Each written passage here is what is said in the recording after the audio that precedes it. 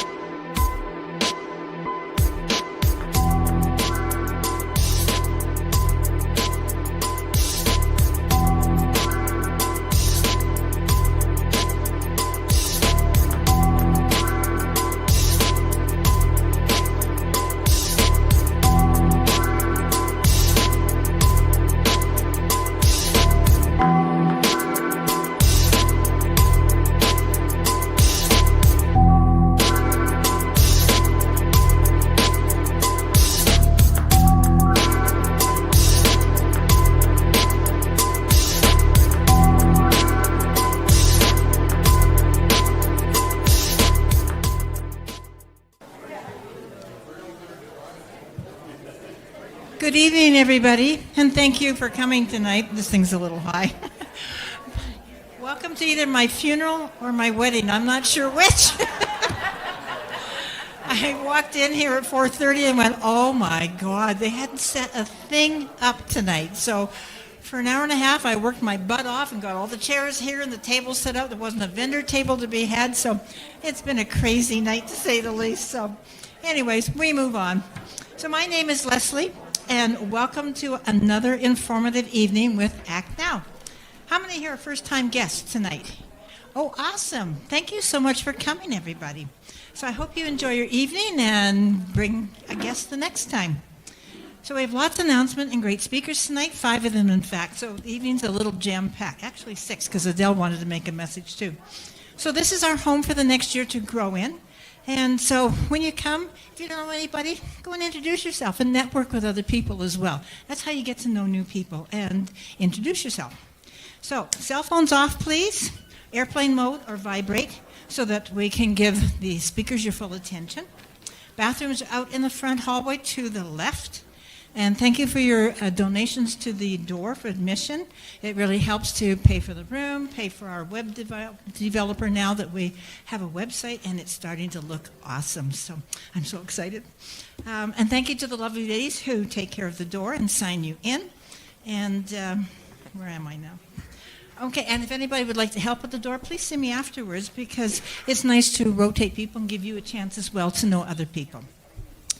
Chris Marchuk normally does our videos, but tonight we have Max from Edmonton, and he does the freedomcalendar.net. So he'll be sending me down a copy, which is going to go on the website, and if you go into his own calendar, it's really starting to grow for him as well. Max, you want to just... There you go. So we have the lovely lady, Hanoya, who is working with TikTok, Instagram, in case you saw any of those on your posts and stuff. And she's going to take some pictures tonight because our regular photographer forgot, he got his dates mixed up. So it happens. The ACNAC website has been quietly launched as I learn how to work the system, and the air's been pretty blue in my office a few days trying to figure out how to work stuff. I am not computer literate. So the speaker system is now set up and features all our guest speakers from January. So you can go in and read about them and what they chatted about. We go back to January with that. And then there's been a ton of videos that I've added, and lots of interesting articles for you to read as well. So this is just the beginning. I have about another 150 articles and videos to put on. So lots of them are really informative. So if you have any great videos and articles that you think needs to go on the website, please email me to act-now at shaw.ca and send it in, because if I don't have it already up there, I'll be happy to put it in for you. Now, on another note regarding the website, if Carnage passes Bill C-63, which is the Online Harms Act, which is supposed to protect children, but the reality of it is to crush free speech. And what you don't understand is you have to read down into the levels. And that's the worst part. Oop, who's got a cell phone on?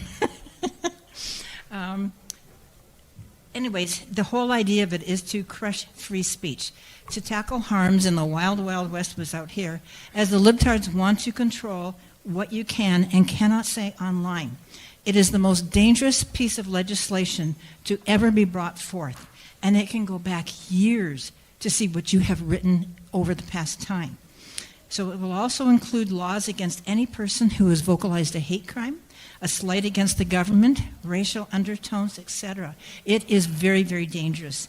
And there will be no more Zoom meetings, no meetings like this, any other public forms of communication, and you can get up to 30 years in prison, a fine of thousands and thousands of dollars. So it is your worst nightmare come true.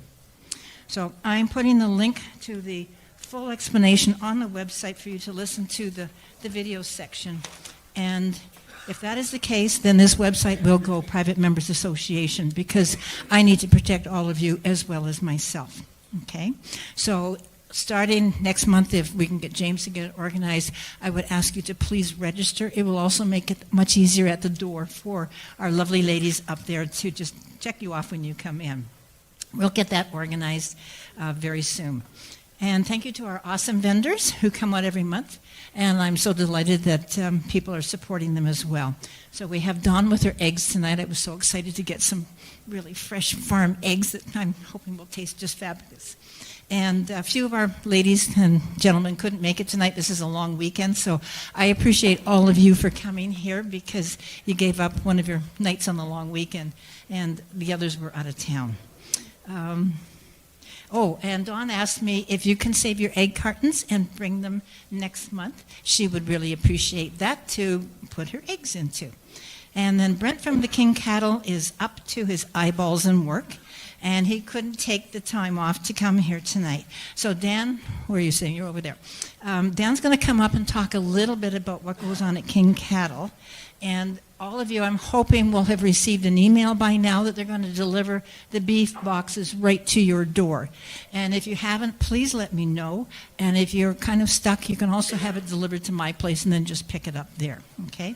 So I can't wait for a yummy steak, and my apologies to the vegetarians and the vegans in the group. All right, Dan, you're on.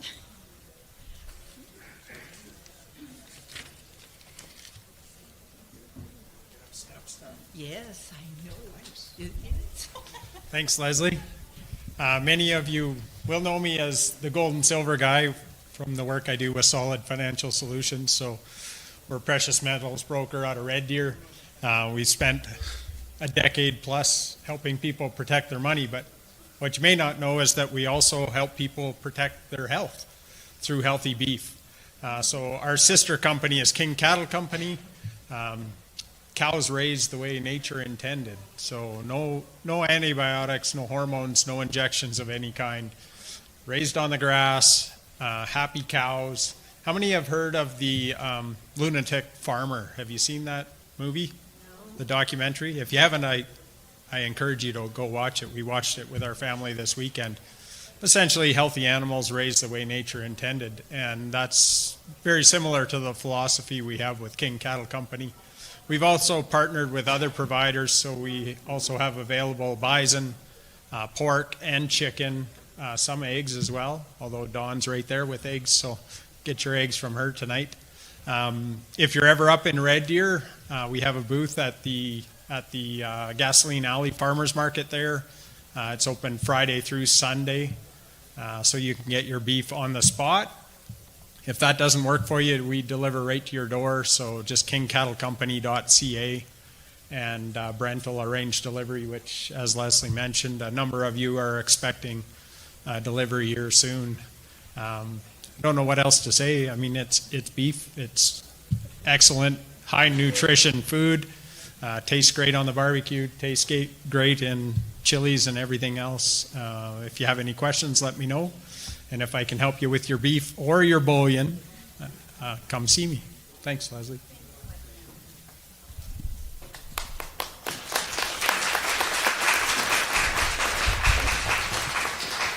And thank you to Ken for having made this step for me. I was always having trouble trying to climb up and down the distance there.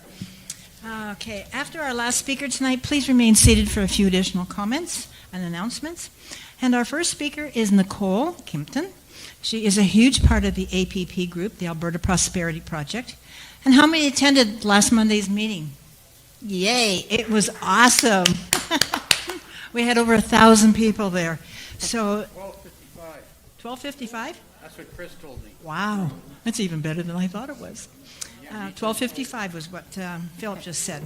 So Nicole is going to be doing a recap of the event and also speak to where they're going to go with this.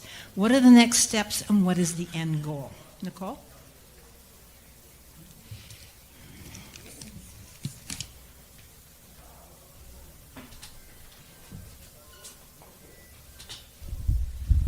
Well, good evening, everybody. How are you?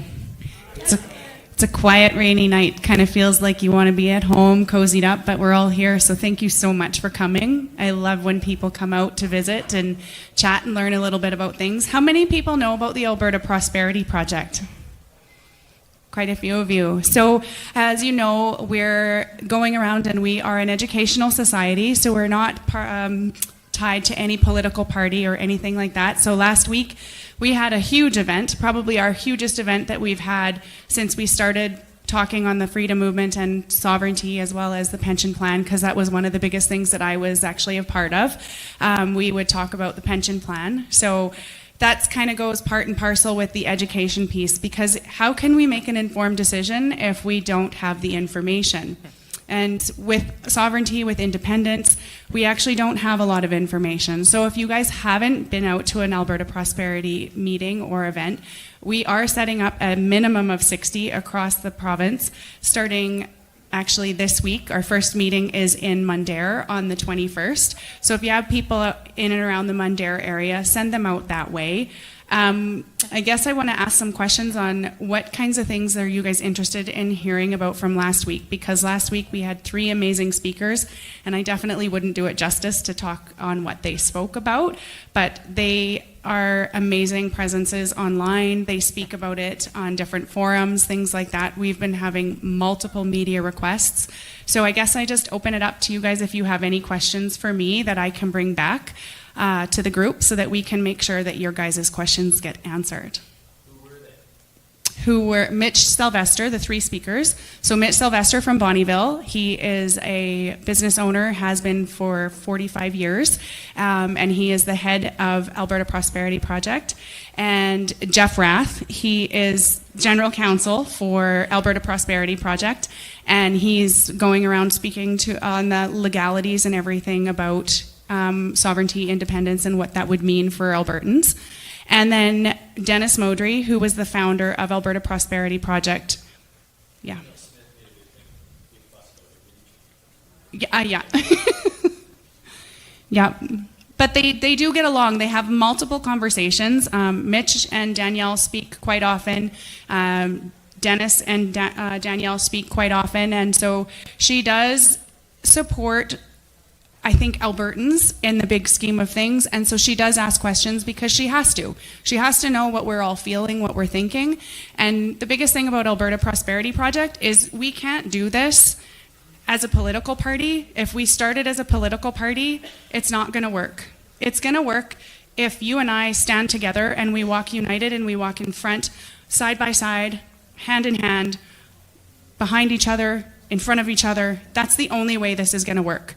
Because 75% of things we can agree on, and then 25% we have questions. And if we cannot take those 25% and ask questions and have good conversation, we will get nowhere. And so Alberta Prosperity is for educating people so that when we have those disagreements or differences of opinion, we can come together and actually talk about those things so then we don't fight about them. Because I think that's the most important piece.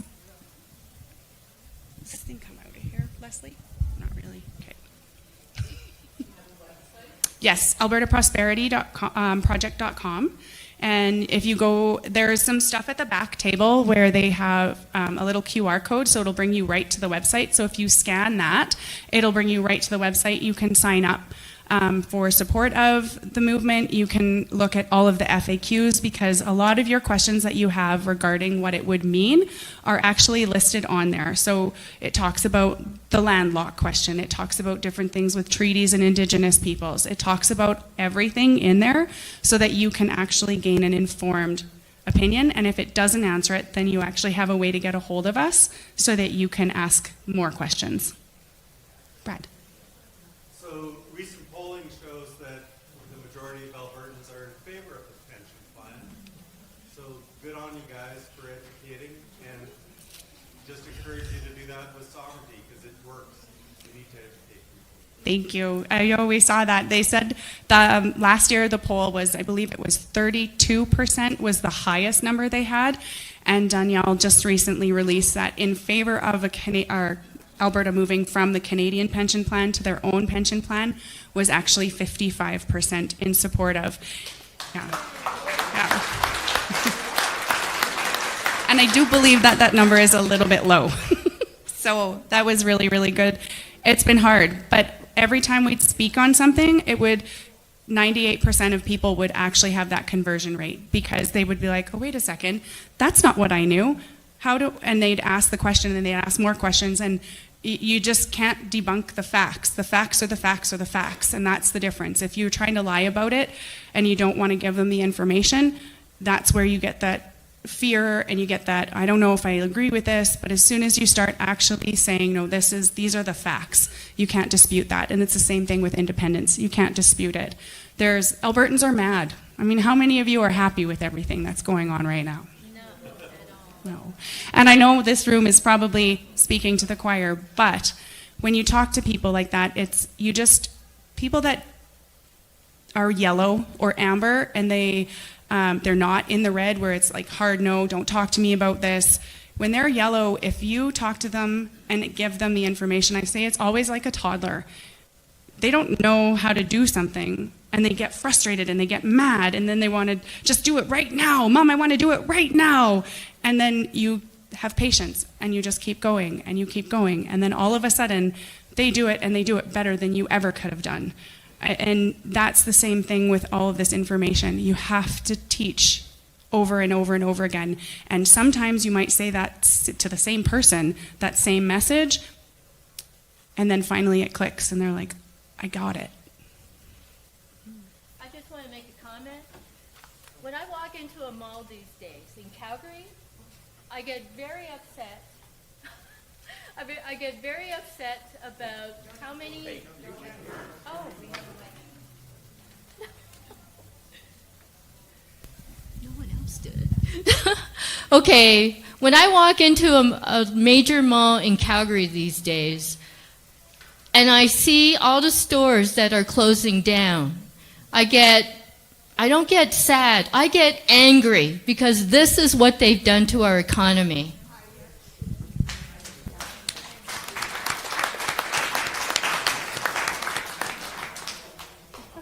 Yes. Hi, are there plans for a Bank of Alberta that will, lend from mom and pop instead of borrowing from the mafia without that unrepayable interest? There are definite talks in the background. So there's a team of delegations that are actually in the background discussing all of these things. But once we'd go to a referendum, so that we have to sort of start in the stages. So we start small, and you have to start at the base of the mountain, and then you climb it. So it'd be like climbing Mount Everest and just landing halfway at the top. You would not get your fill of oxygen. You would die, right? Because you're starting too high up. So if we start small and we do the stages the way that we're trying to do them through Alberta Prosperity, it's that slow and steady, because you have to gain that momentum and all of the education, because if we just do it, there's so much fear around it. People have questions. What's going to happen to our pension? What about banking? What about police force?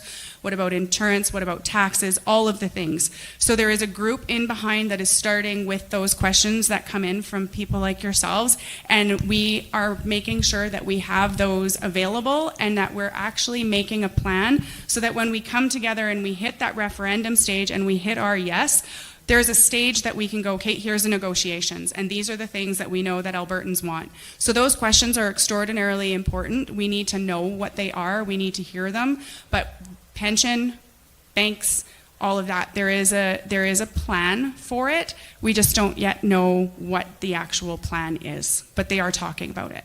Mm-hmm.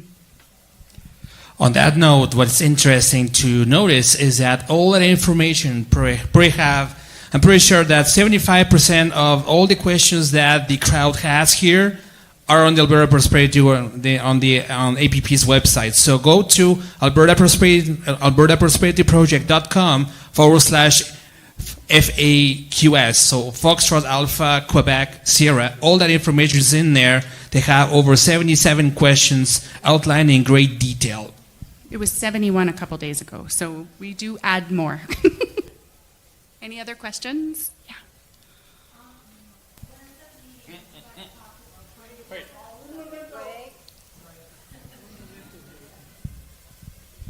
At the meeting, you guys brought up the thing about there being so many splinter groups that all need to be brought together with a lot of different egos involved. How do you guys plan to do that? Because we have to have a majority of people, not splinter here, splinter here, splinter here. We have to have a group that's so big, like what Trump did, that they can't ignore us. Yeah. So how do we do that? Well, that's one of the things that we are doing. One of the things that we have to be careful with Alberta Prosperity Project is we have to keep it an education society, because we need to educate people. So when we're ready to move into a referendum and take on more of okay, this is a movement, now we're actually ready to go, we have that group. We are the largest group. We have the largest amount of people. There are other groups. Republican Party of Alberta is one of them. They don't have as many, but they are focused on the political side of things, and we cannot do that. We won't win if we're focused on a political group, and that's just my opinion. I think they're amazing. I think they're doing great things, and they will eventually, we will come together, but at this moment in time, the education is definitely more important than the political side of it. And so we do talk with them, we encourage each other, we try to have meetings together as well. I know that some talks, and I'm the one that arranges the meetings for APP. There's a group of us, but I handle the majority of them. And we have had requests from them to come out and speak as well, because it is important to have everybody working on the same team. And it goes back to that 75%.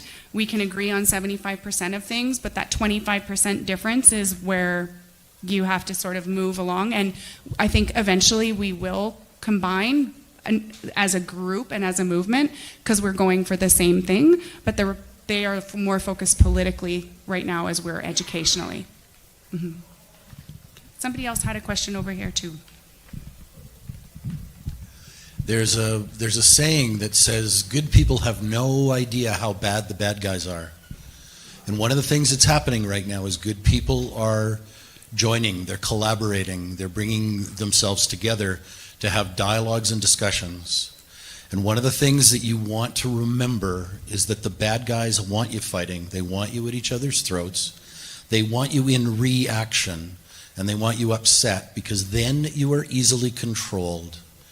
Now, one of the things we need to remember is good people have no idea how bad the bad guys are. And when your eyes are open, there's a part of you that wants to revolt and get upset. But what we need to do is, with kindness and grace and community and collaboration, is join forces to effect a change. There's another line we use, and there's a fine line between being useful and being used. And I think we have for a long time been in this place that we've been used, and we've been used as fodder for the political system. We've been used as fodder for all sorts of systems that do not have our best interests in heart. So I would ask each and every one of you, watch and be very aware of when you are in reaction and upset, because it's in those spaces that you are easily controlled. And one of the things that's absolutely brilliant that we see in this room is that we are here tonight to unite in something that's a little bigger than our own personal agenda. Okay? And God bless you all for being here, because it's magnificent. And thank you very much for your efforts. Thank you.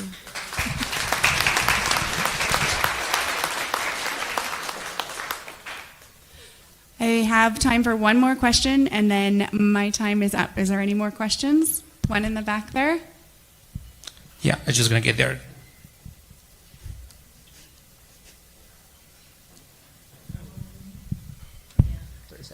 Thank you. Thank you. With your experience, sorry, with your experience,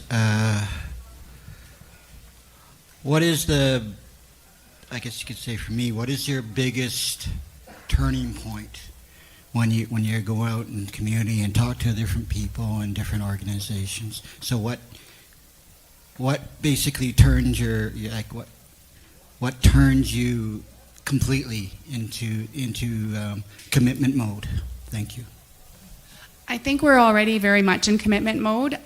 We jumped very, very quickly from a small number of supporters to a very large number of supporters. Like, we're over 200,000 people supporting this movement now. And yes, Danielle changed the numbers, and so we could actually start a referendum. But we think that we need to have more. We need to have more than just 200,000 people that are in support of a referendum, because we want to make sure that there is no turning back. So our commitment is very large. We're just kind of coming together to put in place how we do that the best. So we're going to need 600,000 people. We have 15,000 volunteers. The more volunteers we have, the easier it's going to be to go out and get more people to be part of the movement. Thank you. Thank you for that question, and thank you for having me tonight.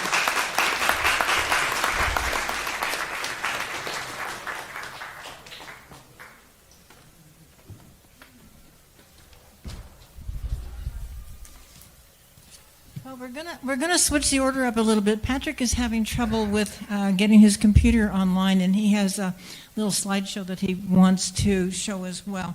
So we're going to bring Jesse Fraser up now. And Jesse is a coach and a practitioner in dealing with trauma in the body, as a lot of it comes from our childhood. We don't realize as adults where the root cause is located. So Jesse does healing to locate the source rather than a temporary fix called a Band-Aid. And for you men who shy away from this kind of thing, Jesse specializes in dealing with men's issues. His business is called Valiant Healing, and he has info on the table at the back where you can speak to him afterwards. And men, don't be shy, okay? All right, Jesse, where are you? Okay.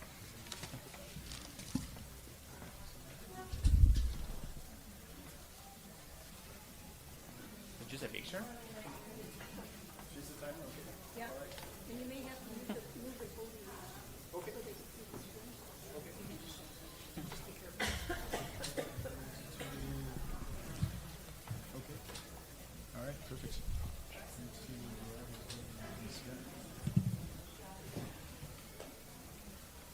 Hi, everyone. How are you? Yeah. My name is Jesse Fraser. I hail from the East Coast originally. The microphone.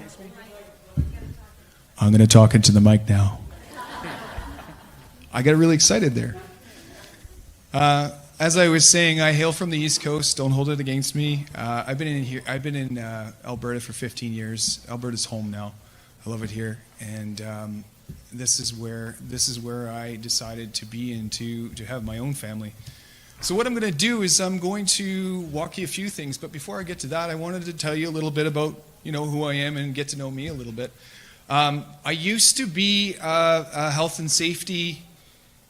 Mic closer. More towards me. Can you hear me now? Okay. All right. I have a voice too, so if you want me to pick it up, I really can.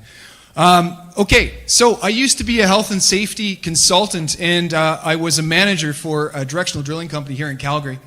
And one day I was flying down to Houston, so I used to look after the Canadian and U.S. offices. And I got sitting beside two gents. One of them was listening to me as I was ordering coffee on the plane, and he looks at me and he's like, "Where'd you get that Irish accent?" And I said, "Oh, I'm Canadian." And a little while later, he pipes up and he says, "Neo, right?" And I went, and if I hadn't known that reference before, that people have looked at me and said, "You look like Keanu Reeves." So I went, "Oh, okay, yeah, I get it, all right." And the guy next to him by the window, not even missing a beat, he says, "Oh yeah, red pill or the blue pill?" So I was red pilled back then. All right, let's get chugging. All right, a little about me. As I said, I grew up on the East Coast. My parents loved Volvos. That's what we were into. Farming, rural farming, dairy farms. We had more cattle in my community than there were people. My mom is happy to gush about the creamery, the butter, the what have you. And after many years of that, I was able to pick up on why dairy is scary in some ways in the industry that we're in. Pardon me, not talking about raw milk. That's something else. But my mom and dad, I grew up with the peanut butter sandwiches and the whole wheat bread, and that was hard to trade at school. No one wanted to trade our sandwiches. My sandwich would have hit the floor with a thunk. That was right before GMOs. My mom was happy to go to Sobeys at the time and take the peanut butter, the raw peanuts, and put it through the machine. Meanwhile, my brother and I would take the popcorn and just bat each other with it in the aisles. We didn't have computers until '94, and I'm happy as a zillennial, not a millennial. We're the slice in between.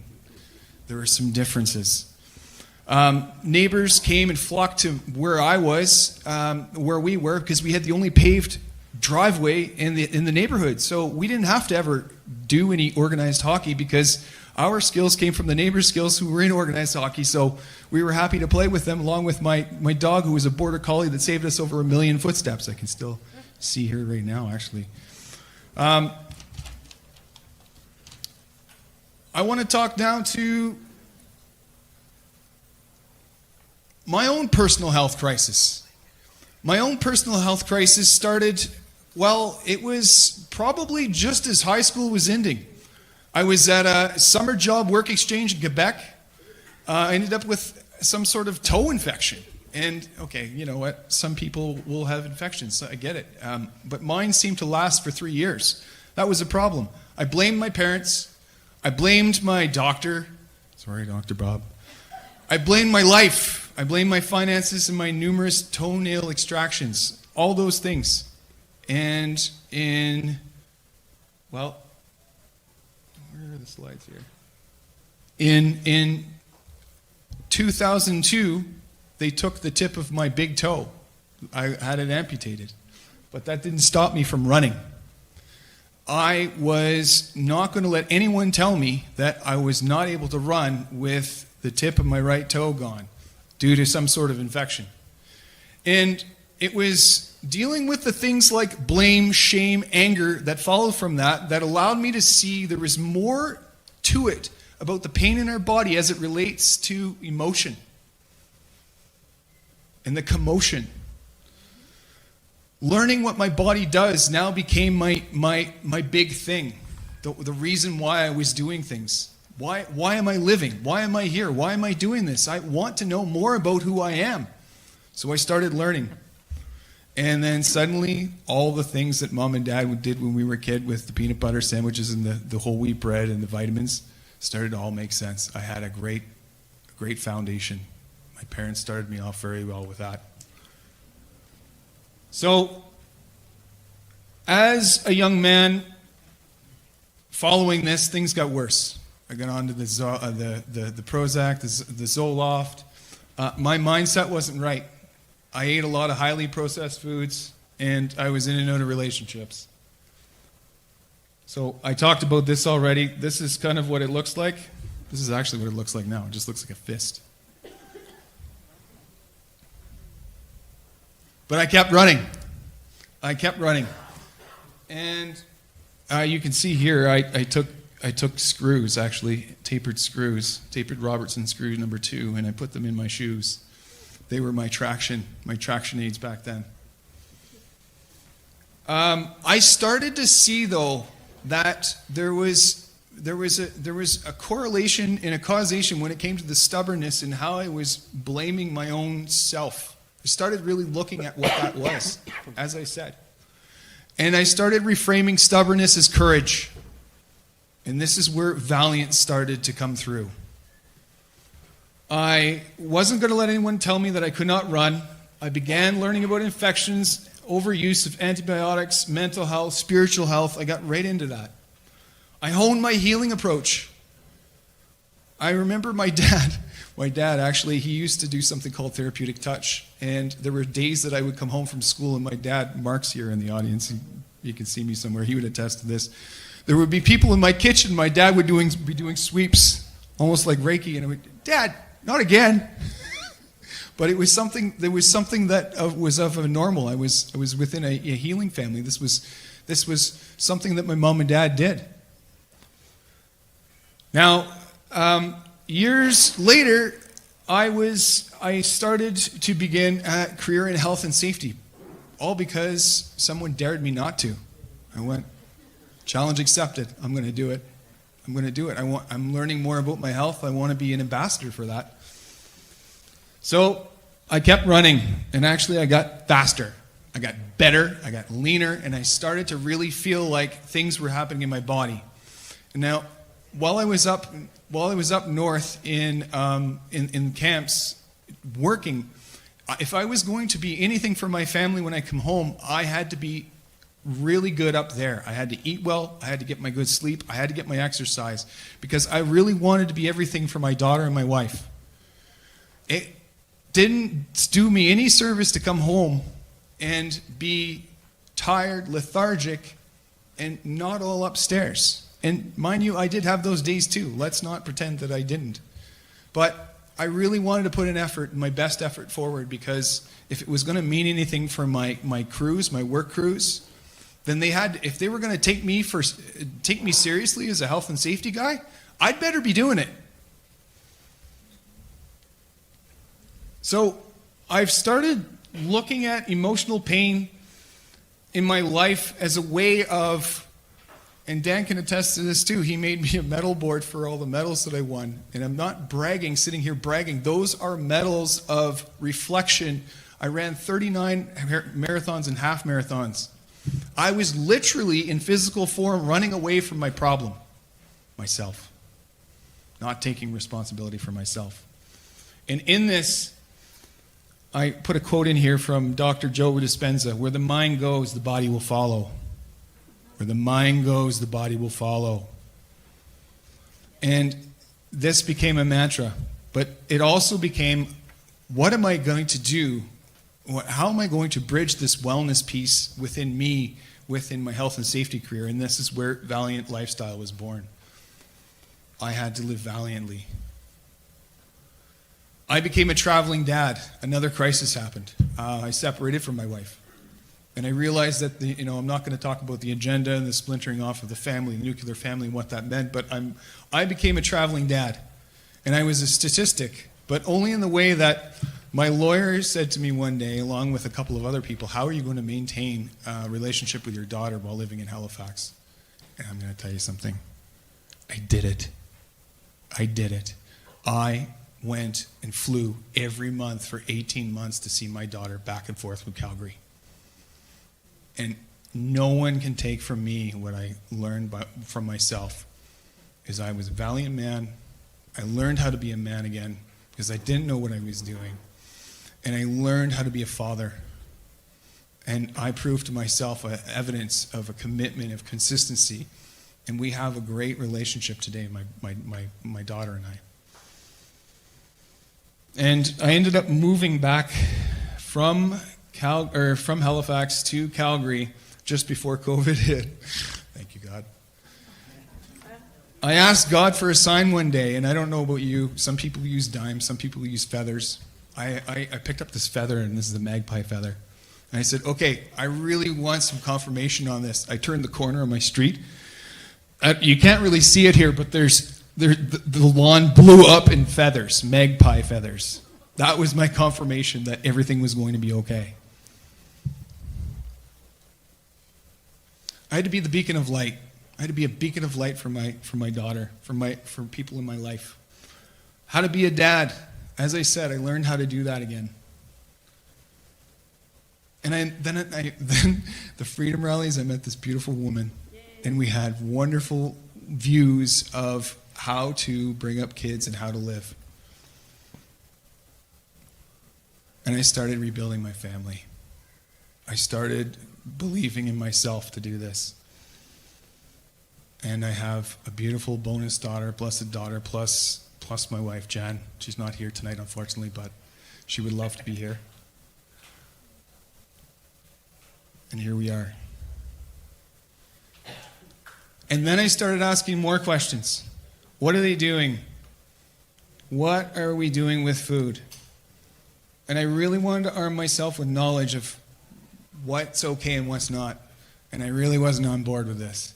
Really wasn't on board with the fact that they're putting things like FCF and blue, Sunset Blue and Allura Red in my child's candies. And on Halloween, we had a big breakthrough with both children. And my daughter threw down this bag of chips when she discovered that these chemicals are in everything. She was flabbergasted. And I said, that's exactly how I felt. So, but I had to ask myself a question. What's at stake if I do nothing?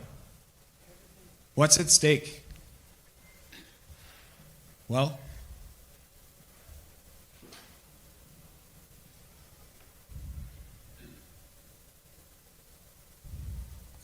that's at stake.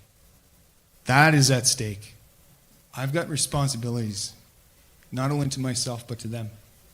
To keep going, to keep pushing, to be courageous. And there's a good quote here. I'm sorry, I'm skipping through these quite quickly. There's a good quote here by Alex Hermosi. Fear is a mile long and an inch deep. Think about that. A mile long and an inch deep. Does that sound like something that we can, we can conquer? For sure. So, how did I make my first step towards success? To realize my own process through this was to realize where I was and to be present. To realize that what I could lose should I keep creating problems and creating those things in my body.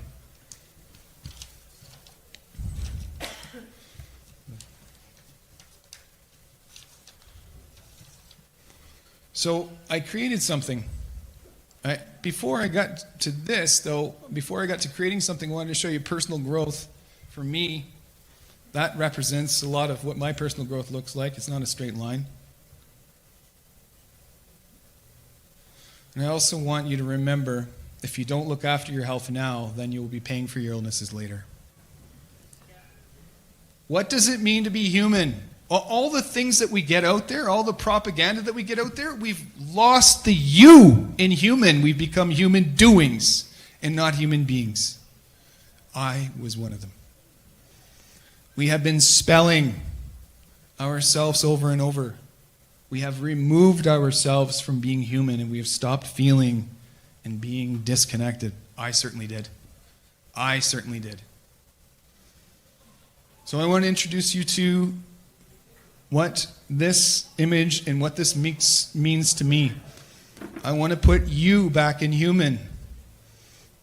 You notice I have here 3 things below this: home, heart, harmony, and hard hat. I'm going to introduce you to all 4 of these. What is home? Do you notice anything about home, the word home here that I've got up here?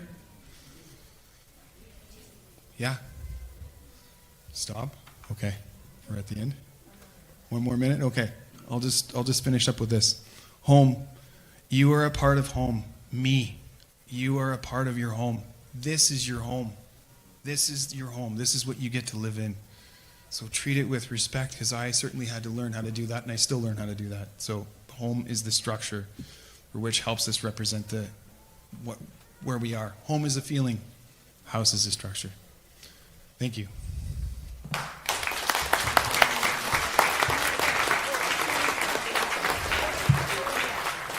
What's that? 10 minutes. You got 10 more minutes. I've got 10 more minutes? Yeah, Patrik was supposed to go up next, and it's 15 minutes. Okay. We're about 25, so carry on. Okay. Well, if you guys love that, I've got more. Yeah, I've got more. And I'm still raring to go. If you are. Are you? You want to hear more? Yes. All right. Let's get going. All right. Home is a feeling. A house is a structure. You create the feeling within this home that you live in. This is what I've learned over and over. Last August, I began to really start digging into what that meant, and that meant some consistency within my life. And that meant that I had to start doing like little exercises, little mantras, meditations, breath work, the things that are building blocks, taking responsibility for my body. Heart. Did you know this about heart? When we say listen to our heart, the word ear is in heart. Isn't that awesome? The word ear is in heart. My heart is my ear to my soul. This is my connection to God. This is my spiritual presence.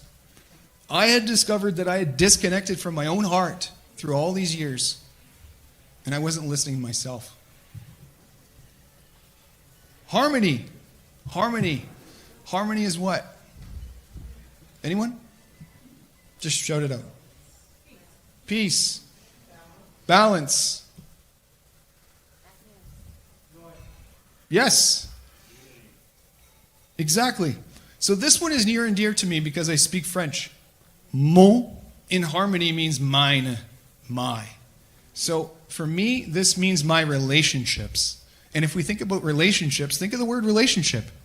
Well, if you think of anything that ends in the word ship, isn't it not a vessel? Aren't you not the captain? Aren't you not guiding it? my relationships, my relationship with myself suffered for the long period of time until I figured out how to really get good with me. I forgot how to navigate and I lost my compass, my relationship with me. And last one, hard hat. This is my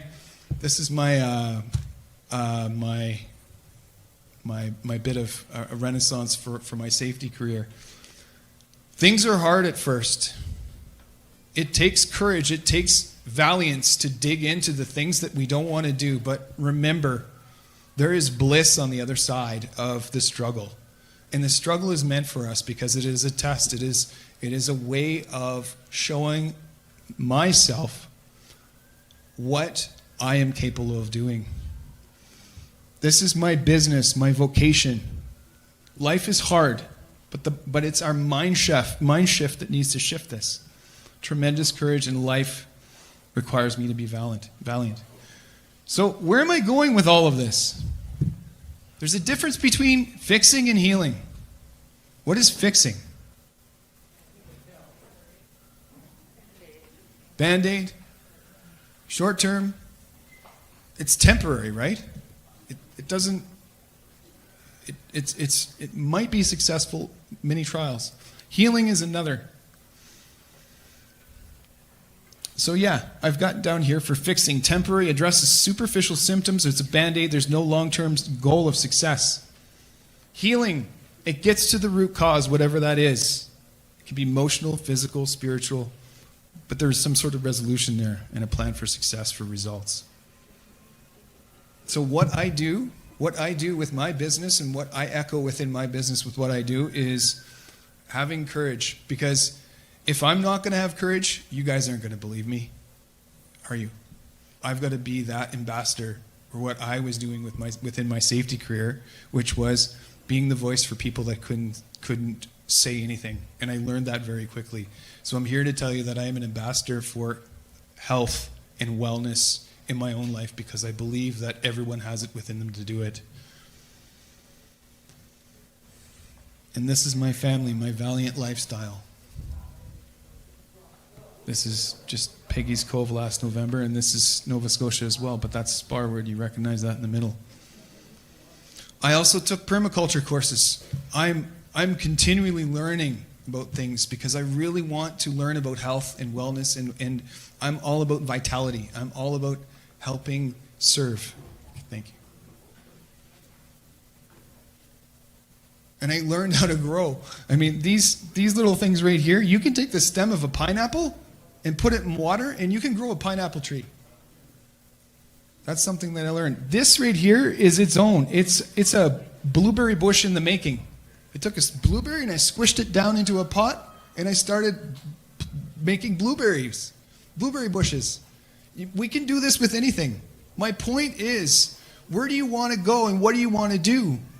We can be doom and gloom with things, or we can have courage and be valiant and take this home for which we live and use it as our best weapon to live.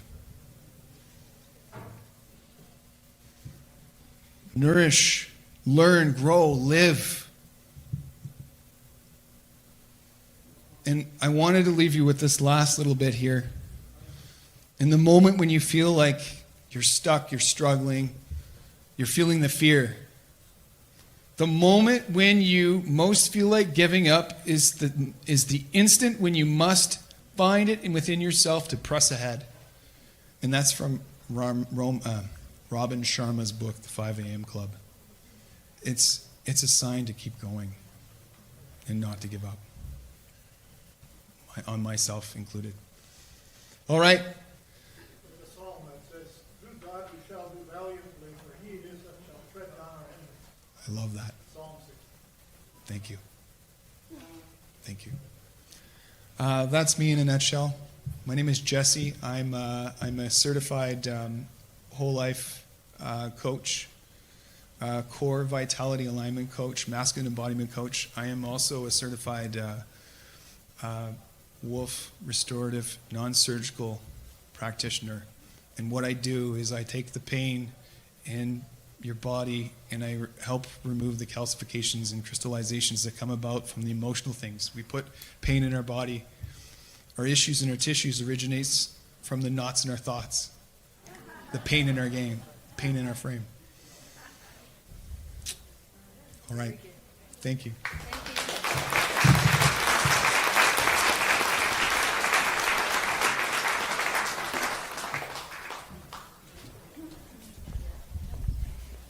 I got to be putting this thing down. We're going to interrupt you for a short message from Adele. Thank you. Yes, I will be short. So, the City of Calgary, the Executive Committee of the City of Calgary, just passed a notice of motion. So now, as they pass this notice of motion, it next goes to City Council, where it's going to be a motion there, and they're going to debate on it and probably pass this. What it is I'll just read you the title.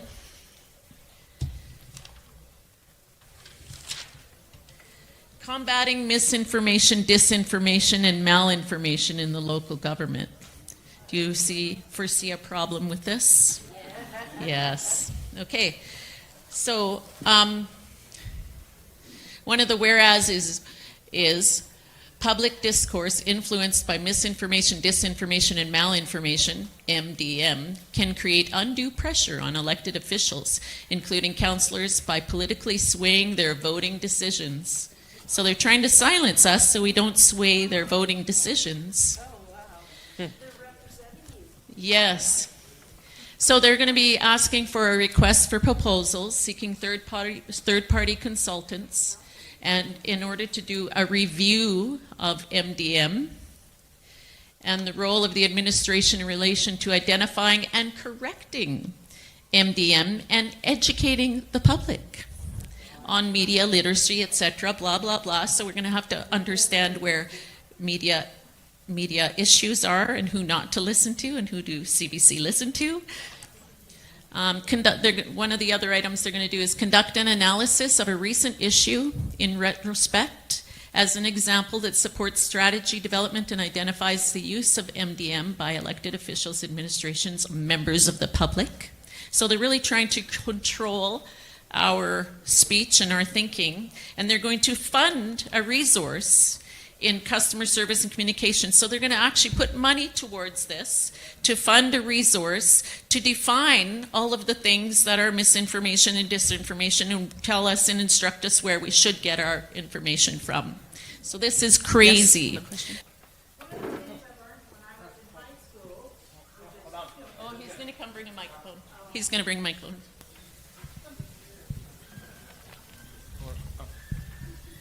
Thank you. One of the things I learned in high school, which was just like 2 or 3 years ago, was that every letter, like a handwritten letter or typed nowadays, but every letter that gets sent in, not an email, I don't even know if they maybe started emails, whatever, but it's worth 2,000 to 5,000 votes. So if you send in an email, it's maybe 200 votes. So if you really want to make a stink, you mail in the letters that you've handwritten or something, or typed, whatever you do, but that's so we much do more have powerful. a limited time, and there's going to be a hammer dropping with the next postal strike, so that is a consideration, but thank you, I agree with you. Yeah. Yeah, Shirley had a question first. You're going to let us know, when... Oh, we don't know when. So what happens when they release the agenda? They start council sessions at 9 a.m. in the morning, and they'll have the agenda items. Some of those things get shuffled around depending on special guest speakers or whatever. We have also asked them for an opportunity for us to speak. So I don't know if one of the councillors is going to be, because there is no public hearing. That's why we're going to do the white paper protest, and that's why we need you to send your letters and emails and phone calls, because there's no public hearing scheduled. We'll hope they'll allow us to do a public hearing, but we actually need a councillor to put that motion forward to allow public hearing on the piece. So that'll be at the City Hall? Yes, that's right. Okay. Yeah. And we could end up sitting there all day because there's a bunch of agenda items before. Can we take another question? One more. Okay. 3 seconds. How come the municipal government is discussing this kind of thing? Isn't it for province or something? I don't think it's their Yes, but remember they're this- liable to not liable. How to say that they are legally supposed to do this kind of stuff. But do you remember during COVID when the province didn't have a mask mandate, and then she said we can do it better because they're not doing it right? That's why. Thank you, Adele.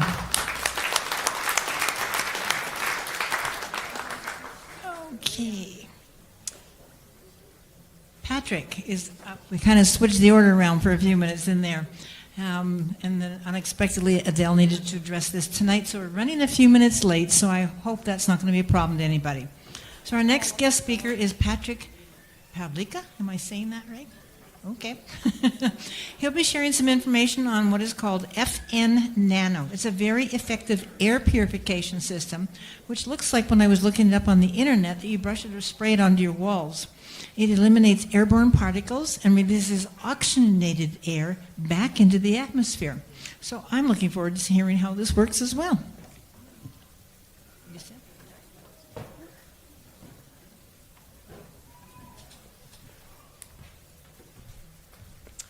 Hello, ladies and gentlemen. I hope you can hear me well. My name is Patrik, pronounced Pavlica in my language. I'm Czech, but Pavlika it's okay as well, since we are in English-speaking country as of now. And I would like to present you about our nanotechnology coatings. Okay, this is something what was certified in 2006, so it's nothing new. It's been around for almost 20 years. And the founder of this technology, he is a holder of over 200 patents in nanotechnologies. Extremely smart guy. He is our Czech Elon Musk. So when he developed this technology, it was meant to be used outside to clean air in the cities. He was not thinking about cleaning the air indoors. So he said, I'm going to make Prague the cleanest city in the whole Europe. And he's working on it, slowly but surely. So first application indoors was done in 2012, 6 years after. And they found out if there is enough UVA light, which is the trigger for the photocatalytic reaction, it works even inside. And it works very well, because they did a smear test in 2022, and that room was clean as it could be. So what is actually eliminated? All airborne particles, everything what you can imagine, dust, pollen, mold, bacteria, viruses. This is the reason why this government don't like our technology. Because I got kicked out from health minister in 2021.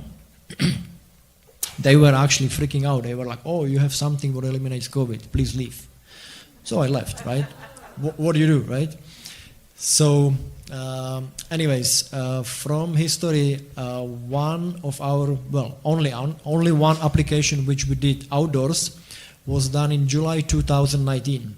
It was on the Port Credit Lighthouse in Mississauga, and the city of Mississauga, they had to pressure wash the lighthouse 3 times a year in order to keep it somehow clean. But since we apply our coating on the lighthouse, it's clean as it can be. If you go there tomorrow, you will see it very clean lighthouse. And the first application in Calgary was done 2020. That was in my house. And gentlemen, I hope you agree, happy wife, happy life, right? So my wife doesn't clean our house because there is no dust, no pollens. She only cleans the washrooms and kitchen, obviously, but no vacuuming, no mopping. And from my personal experience, I'm allergic to fresh cut grass. So every time when I cut the grass in my backyard, I came home and my nose was running, my eyes was watering, and since we got this application in our ceilings, I clean my nose only once and that's it. So it's very good for any people with allergies, breathing difficulties, asthma, shortness of breath. One of my client, he was hospitalized with COVID in November 2022, and when he came home, he was attached to oxygen 24/7. So he had a hose in his nose, and when his wife found out about our technology, she asked me to come in, and I did apply, because they could not afford to apply it in the whole house. So we applied the coating only in their bedrooms. And next morning, she called me and she was crying. She was like, Patrik, this is a freaking miracle. We were both sleeping for 6 hours, and it's working just fine. I said, well, that's what I told you. It will work because it's proven that it's working. And another thing what I would like to mention is we have 2 branches in Canada. One is Calgary, which is me, and my colleagues in Toronto. So basically we divide this huge, beautiful country into 2 territories. So my territory is Winnipeg to Victoria. And I have applied our coating in a nursing home in Victoria, because it was a private clinic, right? So they were very open to have it done. And yeah, it's working fine for them as well. What happened to me during COVID, it was very, very strange. I experienced crazy reactions. I actually had a call center. So I called every single medical office, private ones, obviously, because AHS would not even talk to me. So the private clinics, BC, Alberta, Saskatchewan, there was nobody interested, not a one. And I was shocked. And what happened with one of the nursing home here in Calgary at Mackenzie Town, they lost 15 people in May 2020. It took me some time to get hold with this manager, and what I heard over the phone, I was shocked. It was heartbreaking. I sent him all the stuff prior our communication, and when I called him, he was like, Patrik, I like it, I understand it's working and how it's work, how does it work, but I don't give a fuck about these old farts. And I was shocked. I was like, wow. So I was thinking for a moment, and I was like, okay, so what is your job? What do you do for a living if you don't care about your clients? And he's like, my job is to fill the house. So I haven't talked to this gentleman since, because I don't really want to. I'm not interested in talking to him at all. Yeah, it was bad. It was really, really bad. So before I'll show you our short video which explains how it works, I can tell you a little bit about how we do actually physically apply it. When it's applied indoors, it goes on the ceiling, right? Because the ceiling is white anyways. If it's a if it's a staple ceiling, popcorn, knockdown, flat ceiling, or drop ceiling, those ceiling tiles which hangs on T-bars, this is also okay as well. We did some applications on this form as well. So we protect all walls with plastic sheets because everything needs to be covered, right? And then we protect the walls, furniture if there is any left, and we spray one layer of water-based primer as kind of like a just the primer to make sure that our coating will bond properly. Then 3 layers of our coating on top of that, and part of the application it's an installation of UVA lights, because without the UVA light this coating doesn't do anything. So the UVA light works as a trigger. It triggers the photocatalytic reaction. So photo it's light from Spanish, and catalytic it's like cleaning air, right? So after installing the lights, we clean up all the stuff and off we go. It's quite simple, it's not rocket science, the procedure have to be followed step by step, and the way how we sell this technology, it's either I'll just sell you the jugs. It's like a 1-gallon jug which looks like your washer fluid for a vehicle, same size, or we do this application for you, right? What we do, we measure the air quality before and after. So there is no such a BS. I can prove that your air quality is proven. And we also measure the presence of UVA light in the room or hospital, nursing home, wherever. And if there is no UVA light coming through the windows, some windows have like a UVA protection, then we have to use the lights. And especially when people want to use it in their bedrooms, there is no daylight anyways. We do have a YouTube channel where we collect videos from our previous applications, and we also do test. It's very simple, that's why I have those two aquariums at the back on the table, so you can actually experience it yourself. Because if I'll show you zillions of studies from universities, third-party laboratories from all over the world, you would be like, okay, so it's something on my ceiling, and what now? That's why I have those aquariums, so I can prove it to you that it's actually working. Because there is a same amount of garlic, they are exactly same. I have a small fan which stimulates your HVAC, your furnace, which moves the air in the house, and two white boards which actually stimulates your ceiling in the house, right? And that's how you can actually see it yourself and experience it yourself. So now I would like to play that short video which actually shows how our technology works and how it was done, okay?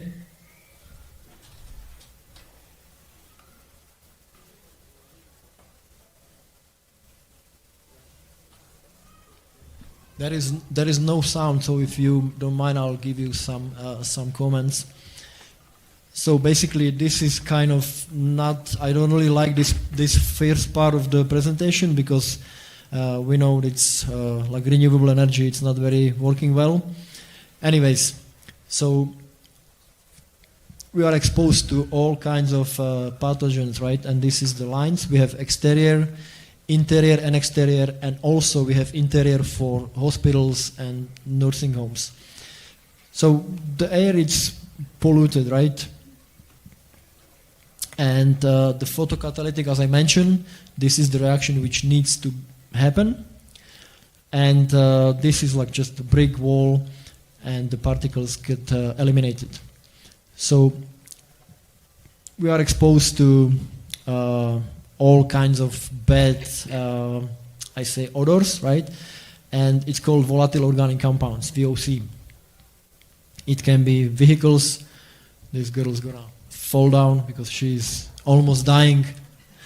And a lot of the stuff which it's bad for us when we breathe, it's furniture, pet waste, mold, cleansing and disinfections, dust mites, and poor ventilation system. Basically, it's called sick building syndrome. Now this lady is coming to work and she's touching all kinds of surfaces with her hand and spreading the virus, bacteria, anything else. So what our coating does, it captures the pollutants, and it's a physical, not chemical reaction. Once the coating is applied, it works as a hot plate. Basically anything burns. Titanium dioxide, it's the common natural thing found in all kinds of stuff which we use daily. Toothpaste, sunscreen, food coloring, paint. So what Mr. Prochaska, the founder, did, he actually managed to make something very efficient. Because we have, let's say, 2, maybe 3 competitors, but they are using binding agent such as silicone, which does destroy the full potential of the coating. So Mr. Prochaska was working on this, and he developed the method how all the active particles can be on the surface. And it makes 95% effective. Like, we have studies which shows that it's 99% effective anyways. So this gentleman is applying the coating on the wall, which is okay as well, but indoors we apply it on the ceilings only, because it's most efficient on ceilings. And that was shown, like, the UVA light needs to be present, right? So what it does, exactly as on the picture, it's basically eliminate all airborne particles.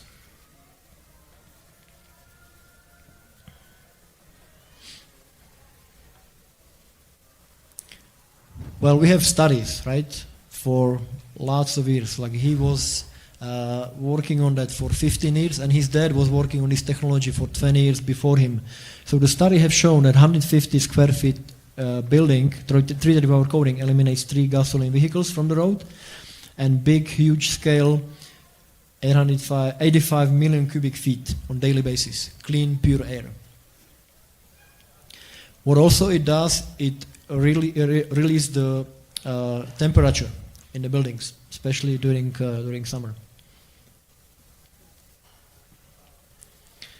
Your flowers or produce will stay fresh longer inside the house, and all odors are gone.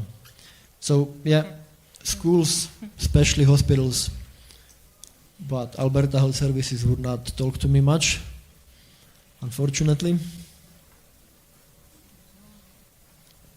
And your house will be free of mold, allergens, bacteria, and viruses.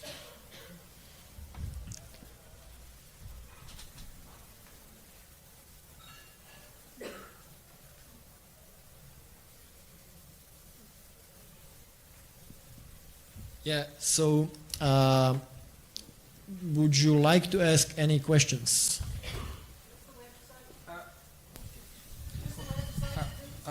Okay, I have a couple of websites because the original website is very hard to remember.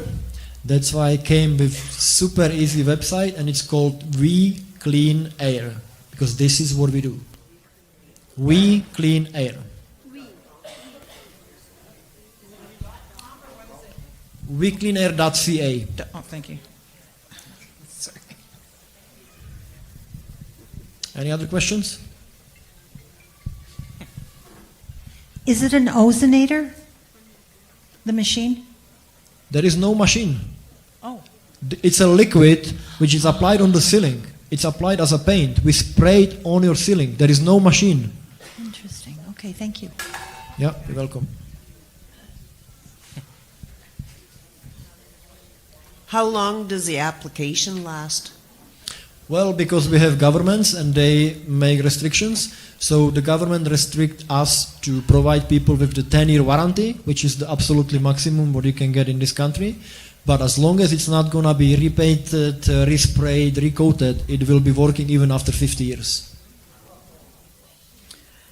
When you said it needed the UV light, where does the UV light come from if you're living in the basement suite or something? It comes from the light. I have a light which I can show you to you. We install the light on the wall and it shines on the ceiling, which activates the photocatalytic reaction. Yeah, yeah. Any other questions? I think I'm limited with time. You can talk to me at the table after, so I'll be around. How many square feet does a jug cover, and what's the cost? 1 gallon covers 400 square feet, basically in 3 layers, right? Because I have to apply 3 layers, so it would cover 1,200 square feet in 1 layer. But I do 3 layers, so it's 400 square feet. How would this technology benefit the homeless? Homeless? Tough question. If you're living underneath the bridge and we're gonna paint the bridge, then you're gonna have a clean area around yourself. You mentioned no dust. So what about pets? It does remove odors from pets, right? But it's not going to eliminate the pet's hairs because they are too heavy to fly in the air. They are not airborne, right? So I got this question lots, but no dogs or cats' hair will get eliminated. But the odors, yes. Okay, well, as I said, I'll be back. You can talk to me. I can show you my aquarium so you can experience it yourself. What is the difference between garlic and no garlic? Thank you very much.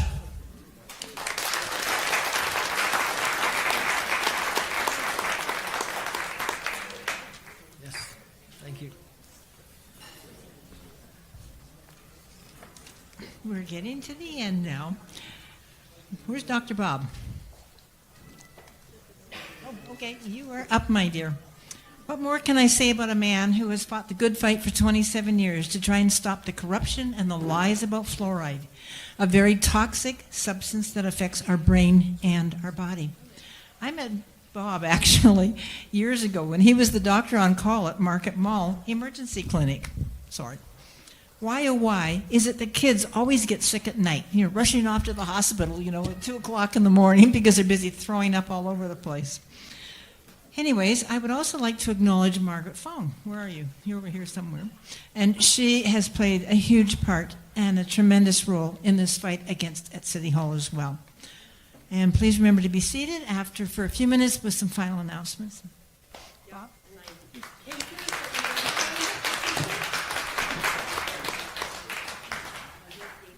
Okay, so folks, thanks for hanging out and staying for the evening. Yeah, my name is Dr. Bob Dickson. There's a lot of converted out there I can see. I'm going to ask you a little poll to start things out tonight. So you can only answer one time, 3 questions, only answer one, please. Who is in favor of putting fluoride in our city water? Put your hands up, please. Not a one, eh? Okay, who's not in favor of putting fluoride in our water? Okay, pretty good show. Who is not sure about putting fluoride in our water? Be brave, hands up. I mean, everybody here is convinced? Okay, I can go, thank you. Well, obviously we've done some good work, along with Art and Adele, who are here, and Margaret, who was just introduced. We're with Safe Water Calgary. I founded that in 2017. I've been leading the anti-fluoridation program, not for 27 years, for only 26 actually, Bunny. Yeah, I thought we might have it out by now. My dear friend, Dr. James Beck, who some of you might know, I've shown this book numerous times, The Case Against Fluoride. It's the best book that's ever been written about fluoride. It was published in 2010, and it's by Dr. James Beck, who's my dear friend. Okay, how's that? Is that better? So Dr. James Beck co-wrote this. He was one of my mentors at the University of Calgary Medical School. And sad story, I visited him about 4 days ago in a nursing home in southeast Calgary, and he's so demented he doesn't remember that he wrote the best book against fluoride ever. Great man, great mind. It's also written by Dr. Paul Conant, who's a PhD out of New York, out of the Eastern Seaboard, and he's a PhD chemist and one of the most knowledgeable people in the world about water fluoridation, and co-written also by Dr. Micklem, who's a PhD from the UK. So the other good book that Randy mentions in his flyer that's on my desk over there is The Fluoride Deception by Christopher Bryson. And Christopher Bryson was a great author, and he researched fluoridation worldwide for 10 years before he wrote the book, The Fluoride Deception. If you want to read a spy novel that's actually real life fact and science, that's the one to read. It's a thrilling read. And it's sad as well because it shows all the deception that we've been faced with over the last, well, let's say 80 years now. Okay, these aren't going to show up very well, but it doesn't matter because they just prove a point, actually.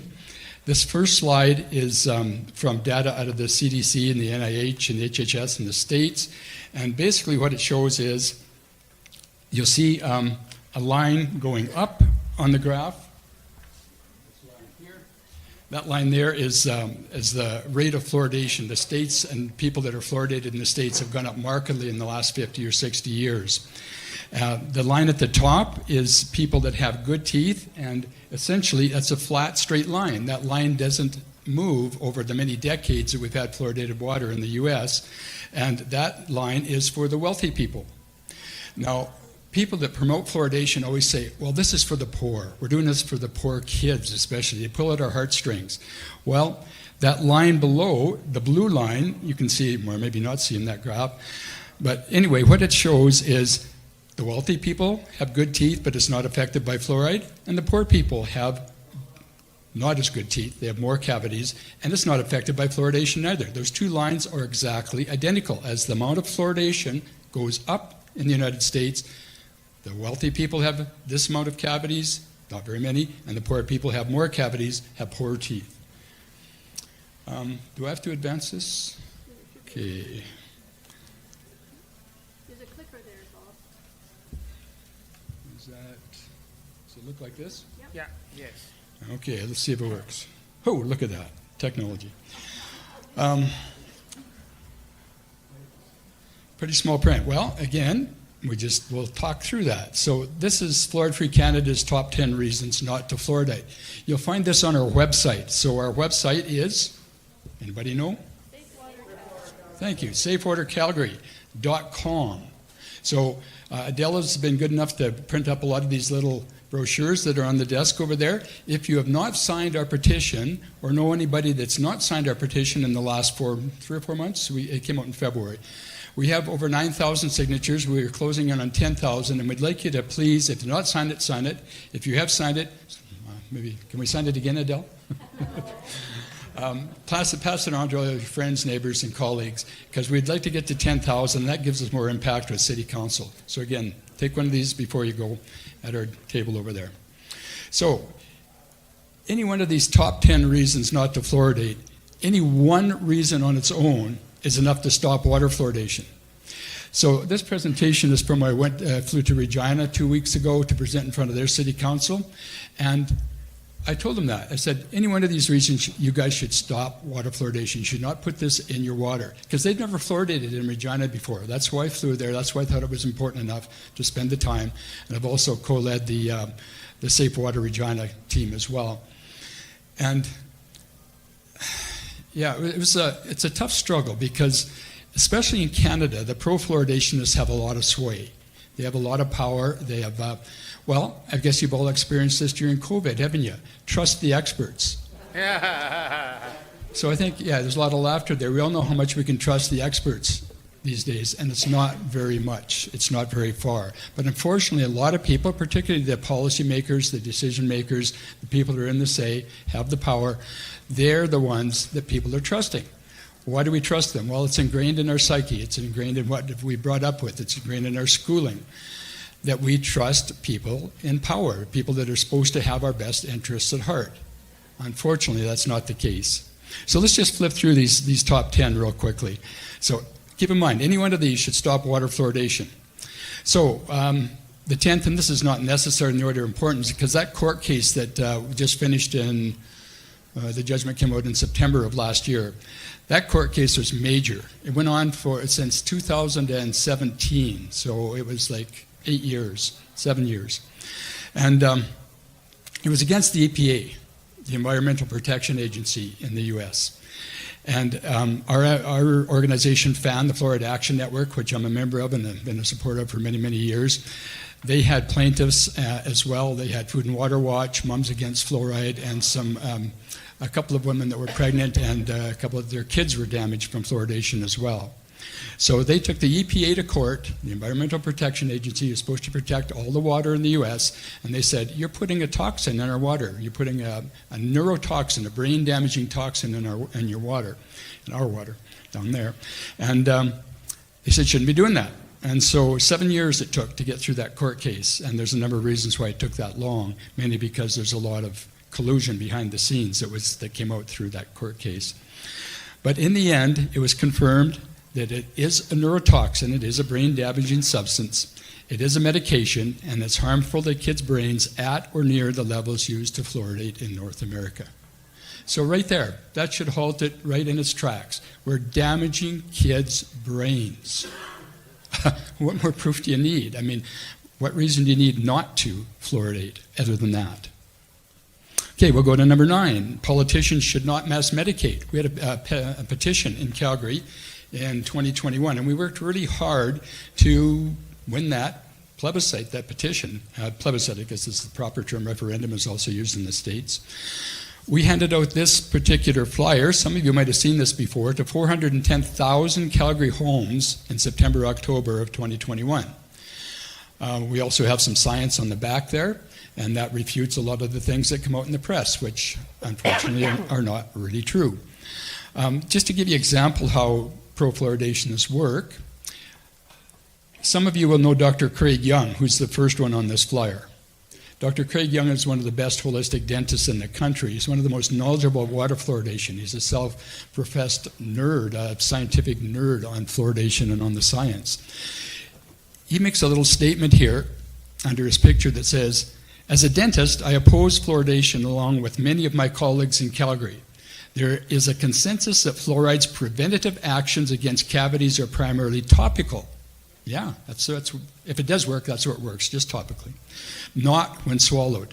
Studies show that at best, fluoridation results in less than 1 cavity per child. That was in 2021. Now, the new studies show from 2024, like the Lotus study out of England with 10 million participants, show that efficacy or effectiveness is less than 4%. So what's less than 4%? What are you saving here in a child? That's less than 1/4, maybe even 1/5 of a cavity a frickin' lifetime, excuse my language. So it's not effective. Craig goes on to say that World Health Organization, the WHO, one of our favorite organizations, I'm sure, shows that fluoridated and non-fluoridation nations have virtually the same cavity rates. You cannot outprescribe diet and lifestyle. That's a powerful statement from a dentist, and doctors should be saying that same thing too. You cannot outprescribe diet and lifestyle. So what happened? What happened after we delivered this to 410,000 Calgary homes? Well, if you look on our safewatercalgary.com website, you'll see this flyer. As you scroll down. Actually, you should look at the top there too. There's 10 beautiful memes scrolling across the top, 5 seconds each. And in that 50 seconds, that tells you almost the whole story about water fluoridation. But anyway, if you scroll down, you'll find this flyer, and you'll see this, except there's a blank white space here, where Craig used to be. What happened to Craig? The day after this came out to 410,000 Calgary homes, the Alberta Dental Association and College called him up and said, well, Dr. Young, if you continue your association with Safe Water Calgary, your practice is gone, your business is gone, and your family won't have an income anymore. I could sit here, I could spend the rest of my time telling you numerous stories like that, but that's one of the most powerful that you can see for yourself, right on our website. So politicians should not mass medicate. And they should not do it by plebiscite because that can be manipulated just like they did the last one in 2021. We lost that one 62 to 38%. Resounding loss, but 206,000 Calgarians voted for water fluoridation. And about 130,000 or thereabouts voted against it. However, if you crunch the numbers now, they're going to put fluoride back in our water probably next month. We're still working with City Council. I had a meeting with them. We had a meeting with Art and Adele and City Councilors, just two of the councilors last week.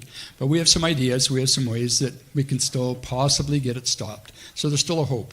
But they've spent $28 million of your taxpayers' money to build the infrastructure for fluoridation. And the trucks have rolled in already. They have the product there ready to go. It comes out of the fertilizer stacks, mainly in Florida. Sorry? Who got paid? Well, the fertilizer industry gets paid for it because they don't have to dispose of it. I don't know if anybody in City Council actually got paid for it, but yeah, I mean, they've already spent $28 million of your taxpayers' money, so they don't want to admit that they were wrong. They don't want to admit they made a mistake. They didn't look at the new evidence. When they were elected in 2021, there was 8 new councillors and a new mayor. They refused to look at the new evidence. We had experts ready to testify. They refused to look at that. So now they're at fault. They made a mistake. They're not willing to admit that. So they spent our money, and they have the fluoride product there, the hydrofluorosilicic acid, ready to go. Toxic waste out of the fertilizer industry. Actually, a lot of it comes from China now too, and it comes adulterated. It comes unclean and impure, with things like lead and arsenic and strontium and bromium and mercury and aluminum. All those things are just really, really good for you. Not. So tiny amounts, but they bioaccumulate in the body. So yeah, it just shouldn't be in our water. So.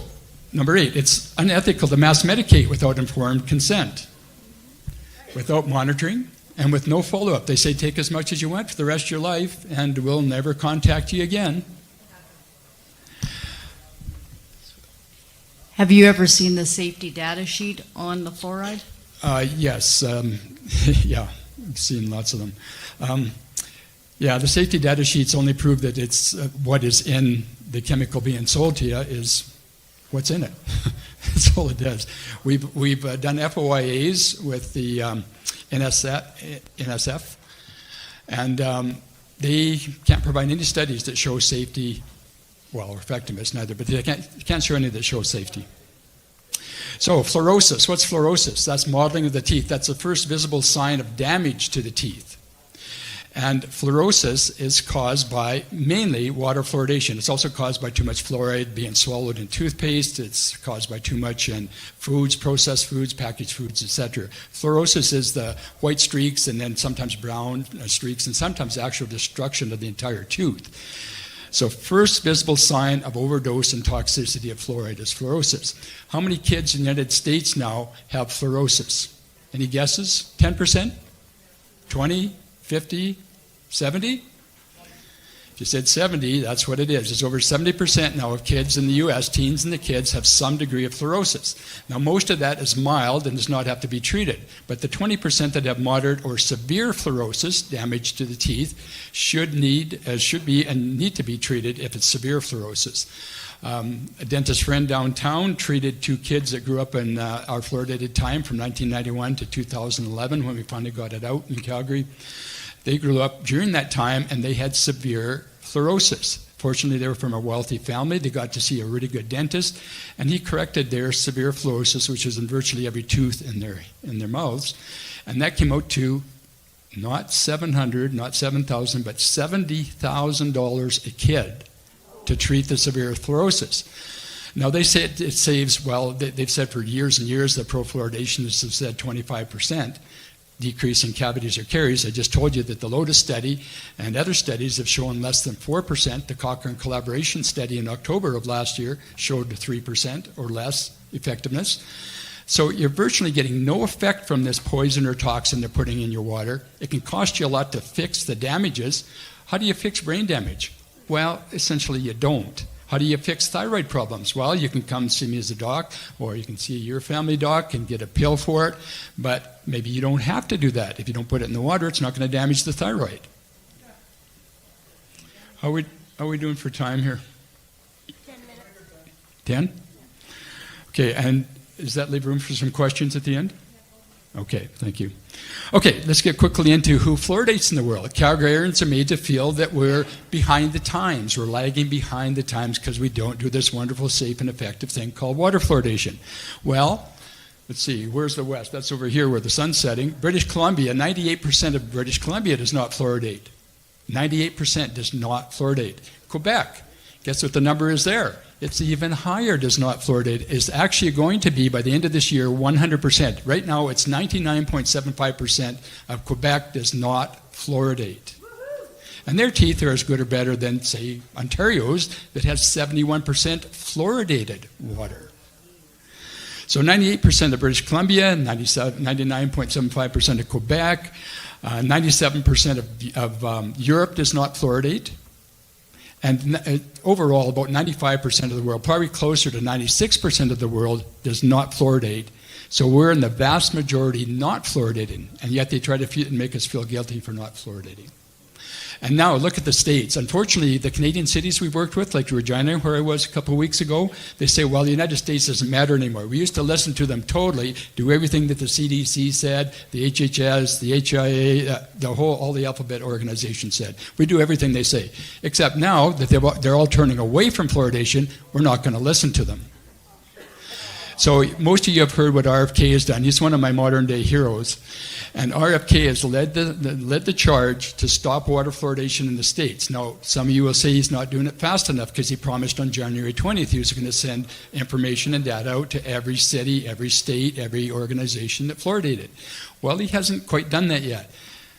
In my opinion, it's because he's working behind the scenes to make this happen. You can't just stand up on day one and say, okay, we're stopping everything. I mean, there would be such a revolt, a hue and cry, whatever. So he's working behind the scenes and slowly getting it done. What has happened since? Well, Utah, as you probably heard, stopped fluoridating in March. The entire state. It's not allowed to fluoridate anybody in Utah. Florida just signed their bill. The governor signed the bill a week ago. So Florida is the second state to fall.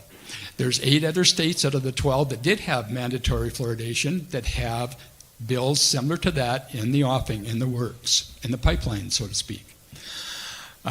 So they're just tearing it apart down there. They're ripping up water fluoridation. Are we listening to them? They didn't in Regina. They're not in Calgary. But that shouldn't stop us. Continue to email, continue to write, continue to work with your counselors. Okay, it doesn't make economic sense. This is a quick one. You come to me as a doctor, I give you 100 pills, you go home, I tell you to throw 99 in the garbage into the Bow River, and you just take one of them. You'll say, well, it's not a very good doctor. Doesn't make sense. Well, same thing happens here. About 99% of water is not drank. Goes back into our ecosystem. We use it to wash our cars, water our lawns, flush our toilets, etc. So if you're going to have a medication that actually does something, you're not going to put it in the water because you cannot control what? The dose. Thank you. You can control concentration. That's what they do. They say, oh, you're safe now. Trust us, you're safe. Because we've lowered the concentration from 1.2 parts per million to 1 part per million to 0.8 parts per million. Now it's 0.7 parts per million. So you're safe because we've controlled the concentration. But what happens if you drink 10 glasses of water and I drink one? You're getting 10 times the dose. Who can control that in water? That's one of the reasons the Europeans stopped this 10, 20, 30, 40 years ago. They said, you're going to put what in our water? Well, how can you do that? You can't control the dose. So they said, no thanks. So, is fluoride needed for anything in the body? Well, the dentists and the pro-fluoridationists will tell you so. It makes your teeth harder. Well, yeah, it kind of does make your teeth harder. But as you get older, that's not such a good thing because hard things break. So, hard teeth break, hard bones break. So fluoride is not needed for a single body function, for nothing. It is not a nutrient, it's not a vitamin, it's not useful for anything, really. If it all disappeared, we'd be much healthier. And it is most harmful to who? It's most harmful to the people that we purport, or they purport, that it's going to help. That's infants, babies, children. Most harmful to them because they're taking a larger dose. They're getting overdosed. It's also harmful to the disadvantaged and the poor because they can't afford to take it out. And it's also, people don't know this, a lot of people don't know that it's most harmful to people of color. So blacks in the United States, there's studies on that. It harms blacks more than Caucasians. LULAC, the League of United Latin American Citizens, LULAC in the States, on their website they have it harms Latin American citizens more than Caucasians. So let's see, we're harming people of color, we're harming the poor, the disadvantaged, we're harming the children. Who does it help? Well, nobody, as it turns out. So it's most neurotoxic, it's most harmful, it's one of the most harmful substances on the planet. It's as harmful as lead and arsenic. We don't allow lead and arsenic in our water anymore. Why should we allow fluoride? So any one of those reasons, as I said, should stop water fluoridation. Just quickly here in the last minute, there's now, as of April of this year, there's 87 studies that show brain damage in kids, and there's 11 that show no effect. So 87 showing brain damage, 11 no effect, and one actually shows an increase of IQ with fluoridation. Well, we can throw that one out pretty quick. That's an outlier for sure. So preponderance of evidence, most of the evidence is in our favor. Let's see if we can get websites. You probably can't read them anyway, but there's the websites. So safewatercalgary.com is ours here. Fluoride Free Canada, I'm chair of Fluoride Free Canada as well. And that's fluoridefreecanada.ca, both good websites with lots of science on them. Fluoride Action Network out of the States, that's our friends Dr. Paul Conant and his crew down there that are leading the charge and have done incredible work in the U.S. So they're at fluoridealert.org. That's the biggest repository of fluoride information on the planet. And if you want to know, you probably want to know if it comes into our system, which it's kind of looking like they're going to start fluoridating next month here. So if it comes into our water system, you need a filter, folks. You should have a filter anyway with all the antibiotics and toxins and herbicides and pesticides and everything that traces are left in our city water.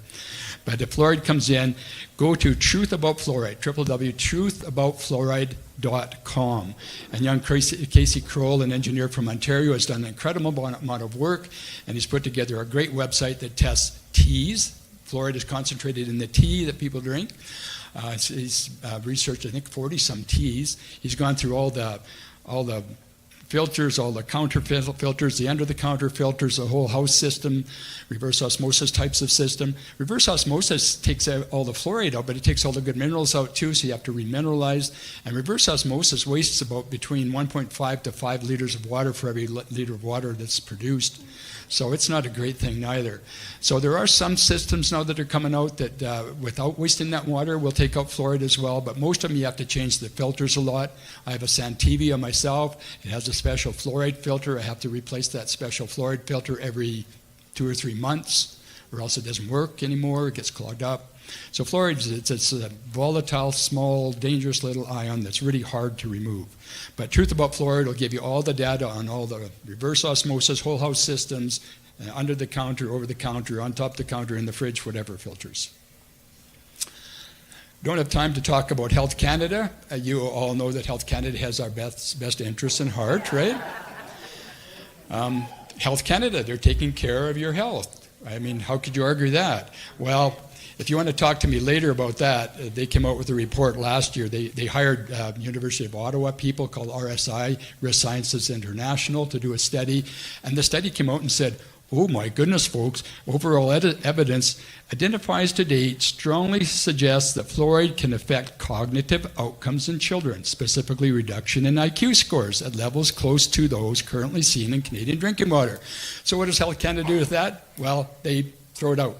And they hire a group of their experts just from the States to do another study, just a meeting, actually a 2-day meeting, and then Health Canada actually prints that. So you didn't get to see the good study that they paid for through RSI. You get to see the expert panel that they brought in at great expense, all pro-fluoridationists, and they came up with their little report that says, well, yeah, we probably don't have enough science to talk about brain damage. So let's talk about fluorosis. Moderate fluorosis will happen anywhere above 1.5 parts per million. So as long as you're below 1.5 parts per million, which we are at 0.7 parts per million when they start fluoridating in Calgary, or they already do in Edmonton and Lethbridge and Toronto, etc., then you're safe because you won't have moderate fluorosis then. You might have brain damage, but we don't have enough information yet to really tell you about that. Oh my goodness, I could go on. So, good point. There's no such thing as a fluoride deficiency. Nada. There's no fluoride deficiency. Tell the pro-fluoridations that. So, time for some questions, Bunny? Okay, there's a hand back there. Wait for the mic, please, so everybody can hear you.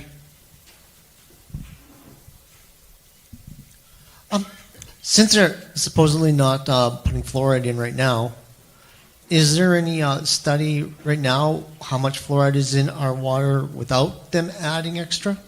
Yeah, that's a decent question. We have naturally occurring calcium fluoride in our waters. So all our groundwaters have calcium fluoride. So there's a cute picture that I probably should have brought tonight. It's of a woman holding a green rock, and it's calcium fluoride. And she's holding it in her hand. And doesn't harm her, doesn't do anything to her. It's not even like kryptonite.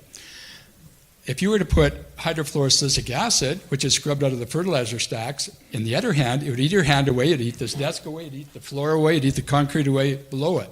That's what they're putting in your water, hydrofluorosilicic acid. So yes, there is calcium fluoride in our Bow River at about 0.2 parts per million, which is less than the 0.7 parts per million they're purporting to put on our water. There's about 0.3 parts per million usually in the elbow system. But again, it's calcium fluoride, which is quite tightly bound, and our body can deal with that for the most part. So can the plants and animals around the river and the aquatic systems. They can deal with that. But anything above that level, the plants and animals have a hard time with it, and humans have a hard time with it, because calcium fluoride, once it dissolves too, is highly toxic. It's up to you. Questions? I was wondering if they add this, how is this going to affect our plumbing? Like some of the stuff is acid, and I have copper piping in my place. Yeah, it does affect our plumbing as well. So it's not a good thing to be putting in our water now, especially with the water emergencies we had last year. So it is highly corrosive and toxic to piping too. It particularly is bad with the lead. It leaches lead out of solders in older pipes. So yeah, it doesn't do piping any good. It can cause some harm, so it's not good for our city water systems. You didn't mention about the effects of the fluoride on the bones, making the bones more brittle and having more hip fractures in the elderly. I did mention about bones being more brittle, Betsy, but I didn't mention about the hip fractures, so thank you. Yes, it makes bones more brittle, as I mentioned about teeth and bones, and it does increase hip fractures according to a number of studies around the world, and especially in the elderly. So yes, it's not a good thing for babies, children, disadvantaged, poor, and the elderly. Next. Hand there somewhere. Yeah. Adele has a question. So do you want to tell us what the water, pure water places have to do with the extra fluoride from Utah now? Oh, that's a good point. So Utah, as most of us knew already, stopped water fluoridation in March, and as of May 7th, that was last week, 2 weeks ago. I'm losing track of time here. I used to forget where my keys were. Now I forget where my car is. So Utah, yeah, the ones that ordered in water, fluoride for the water, hydrofluorosilicic acid, and then all of a sudden the governor, it was passed through the House and the Senate, and the governor signed the bill. So as of May 7th, no more water fluoridation in Utah. So if they have any left, which some of these places have tons of hydrofluorosilicic acid left, what do they do with it? Well, they can't put it in the water anymore, so they have to dispose of it themselves at huge cost to these communities that bought it. They paid a bunch of money for it, and now they got a toxin. It's now certified as a toxin, and they can't put it anywhere. They can't overfeed it into the city water because that's stopped, and they can't dispose of it anywhere because it's highly toxic, so they have to dispose of it in a plant like our Swan Hills plant up north at a huge amount of money per ton. So those people in those communities in Utah, thanks for the question, are they're financially out a lot of money. Dan? Hey, Dr. Bob. So you gave a presentation to our group in Airdrie. Our counselors there have taken the position that whatever Health Canada says is fine and whatever water Calgary provides is good. We've got a bit of a letter writing campaign going on to our counselors, and the approach that we've taken recently is who in council has a license to practice medicine? Mm-hmm. I wonder if Calgary has taken that approach at all, if anybody's asked them that question, because essentially they're dispensing medication without a license. Yeah, and that's point number 9 in my list of 10 there. Politicians should not medicate, and they should not do it by plebiscite. So a very good point. Actually, when I was presenting at the Regina Council a couple of weeks ago, one of the councillors was being fed by Juliette Gauchon, the unethical ethicist from the University of Calgary, who's behind all the pro-fluoridation and movements in Calgary, in Canada, and even in some in the States. She gets her fingers into everything. And she was feeding one of the councillors questions. So he said, just answer yes or no. Are you a medical epidemiologist? No. So to them, I'm not an expert. Even though I've studied it for 26 years, I'm not qualified as an expert. Dr. Jerry Uswak, the head of the dental college up there, is touted to be a public health expert. Well, he's not. He doesn't know very much about public health at all, but he's a dentist, so they trust him more than they trust myself or the epidemiologist from Florida or the epidemiologist and doctor and scientist from Simon Fraser, or the PhDs from York University have written several studies and been published in reputable journals like the Journal of the American Medical Association, JAMA. So they won't trust those experts that know way more than the dentists around, but they'll trust their own people. Yeah, sad state. Dr. Bob, I just want to say a couple things. I want to thank you so much for taking this strong stand. It's something I'm really passionate about. I think it's absolutely criminal if they get away with putting this in our water. You know, it's just, it should not happen. Anyway, I did up a single page today, and I handed it out to a few people.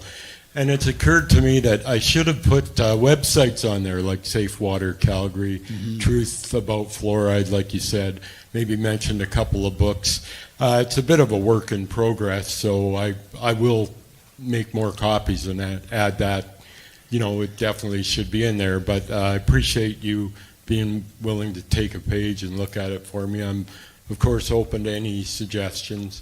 And, yeah, I just wish you all the best and all of us. We have to win this fight. We just have to. Thanks for your part in that. Thanks for the information you gave me. It's good information. It's actually 2 pages, one side and the other side. There's a lot of information. There's a lot of good data on there. You talk about the fluoride deception in your paper. But yes, you should have colluded with us before, and then in future, please do, because we can communally be stronger than we can one at a time. Each of us. Dan brought up a good point about fluoridation as medication without consent. The UCP government put that in our new Bill of Rights, and So I have written to them, and if you go on the Safe Water Calgary website, there's a place you can say take action, and you can write them as well. It is medication without consent, but they've basically dared us to take them to court. Yeah.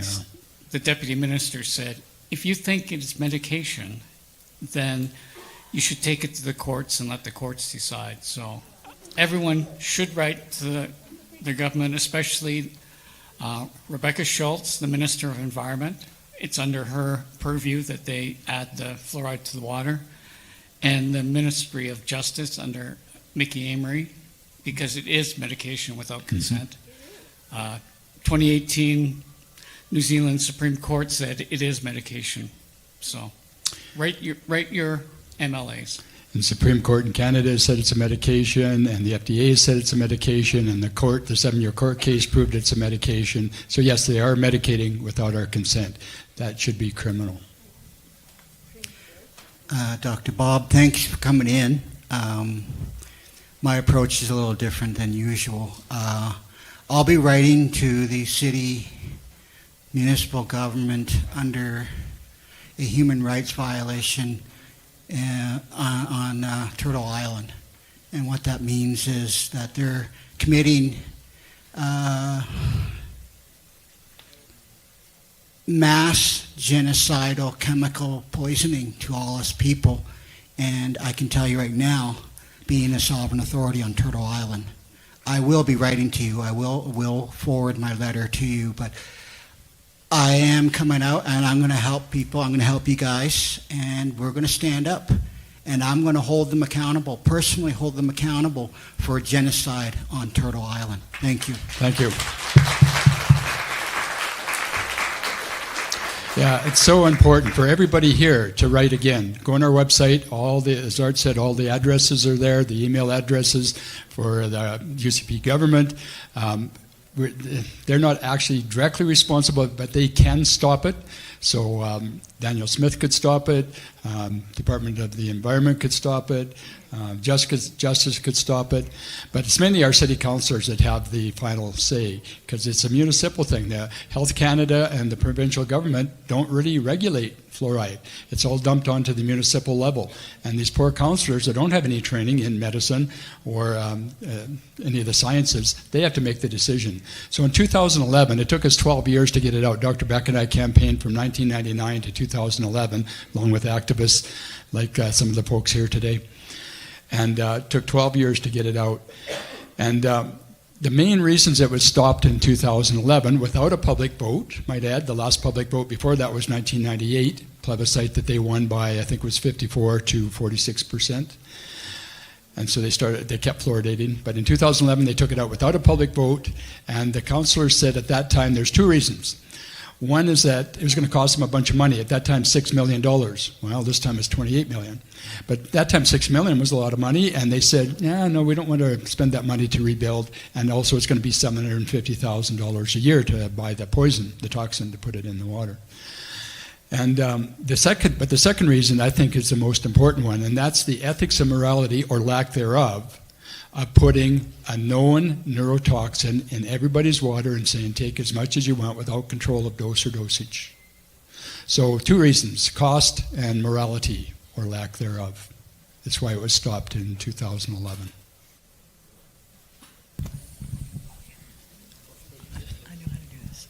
So, hi, Dr. Bob. Question, you mentioned earlier about how all the water is going to have fluoride in it, and most of the water is we're not drinking it. And so that means that all that water with all that fluoride is going back into the bow, correct? Exactly. So it's all going back into the river. Do we have any studies on, or do we have any people that are going to be taking a look at how much fluoride is in fish right now and how much fluoride is going to be in fish 5 years after we've got all this fluoride? Do we have we through your organization managed to make connections with the anglers and fishermen in the province of Alberta that's going to be downstream of Calgary that's going to have all this fluoride? Yeah, well, it gets diluted. So what do you do with pollution? You just dilute it, right? Wrong. Yeah, so the aquatic life has learned to adapt to it. It does get diluted somewhat, but if you were to start a business, for instance, and you had your factory down by the Bow River, and every year you dumped 160 tons of hydrofluorosilicic acid in the river, how long do you think your business would last? Day? 2 days? No, not very long at all. So yeah, it's something that that they should be looking at, but the environmentalists should be screaming about this. You're putting 160 tons back in our river of hydrofluorosilicic acid that's not allowed in Florida or China, in the air, in the ground, and any of the waters. Yeah, criminal. Hi, Dr. Bob. Art and I talked about this before. This industrial byproduct that they put into the water, it also has lead, and you said it has lead and mercury. Arsenic and strontium and bromium and mercury and aluminum and so et cetera, et cetera. I can't imagine that any level of those items are acceptable in our water. So No. how do we address that issue? Because they're only trace elements, as the water person said in Regina. He says, well, by the time we dilute it with 320,000 gallons and times and whatever, then you can't even detect the lead or arsenic in it anymore. So, according to them, dilution is part of the problem of pollution. Okay, there's another point that goes along with that. Anyway, one more question.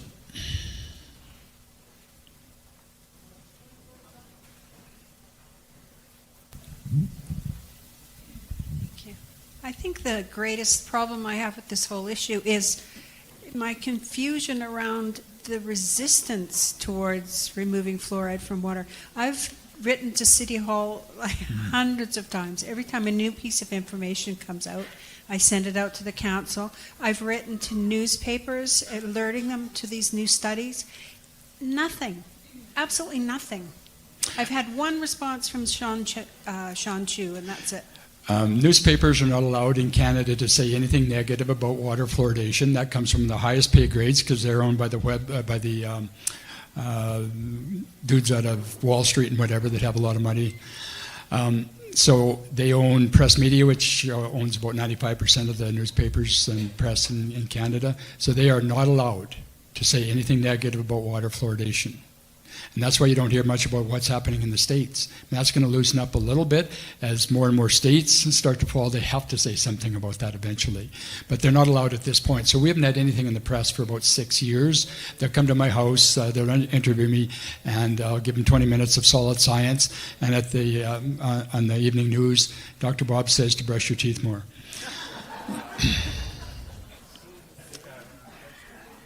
Have time for one more? Okay. Have we asked what removes the fluoride in the body in a natural way? Does anybody know how to remove fluoride from your body in a natural way? Well, not putting any in the water helps. That's a big start. That is a good There's start. some chelators that help. Time will help. If you don't put any more in, it'll eventually leach out of the bones. And so it's 50% is passed out by the kidneys right away, and 50% is sequestered in the bone and some in the neurological tissue, like in the pineal gland in the brain. But it also is co-joined with aluminum to cross that blood-brain barrier and cause harm. Just so you know, tamarind or tamarine, a spice used in Southeast Asia, mostly from Thailand, helps to really decalcify the pineal gland from fluoride exposure. So that's tamarine. It's one of the few things that actually, soaks up that fluoride and brings it out. Thank you. You're right. Okay. Looks like we're done. Thank you, folks. And remember, email your counselors, email the provincial government, and keep doing it because it's not in our water yet, and we do have a chance to get it out. So if you keep at it, if we all keep at it, we do have a chance of stopping it. If not, then it's the election in October. And make sure your candidate in your ward knows the facts and is anti-fluoride. Thanks, Wendy.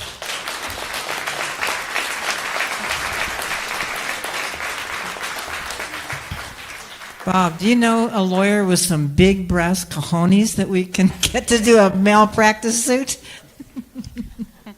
That's what we need. You're welcome. Okay, we are on the wrap up. It'll be another couple of minutes and we're set to go. Okay, hands up who saw Leo Cody last month and want him to come back. Yes. Well, put September 6th in your day timer.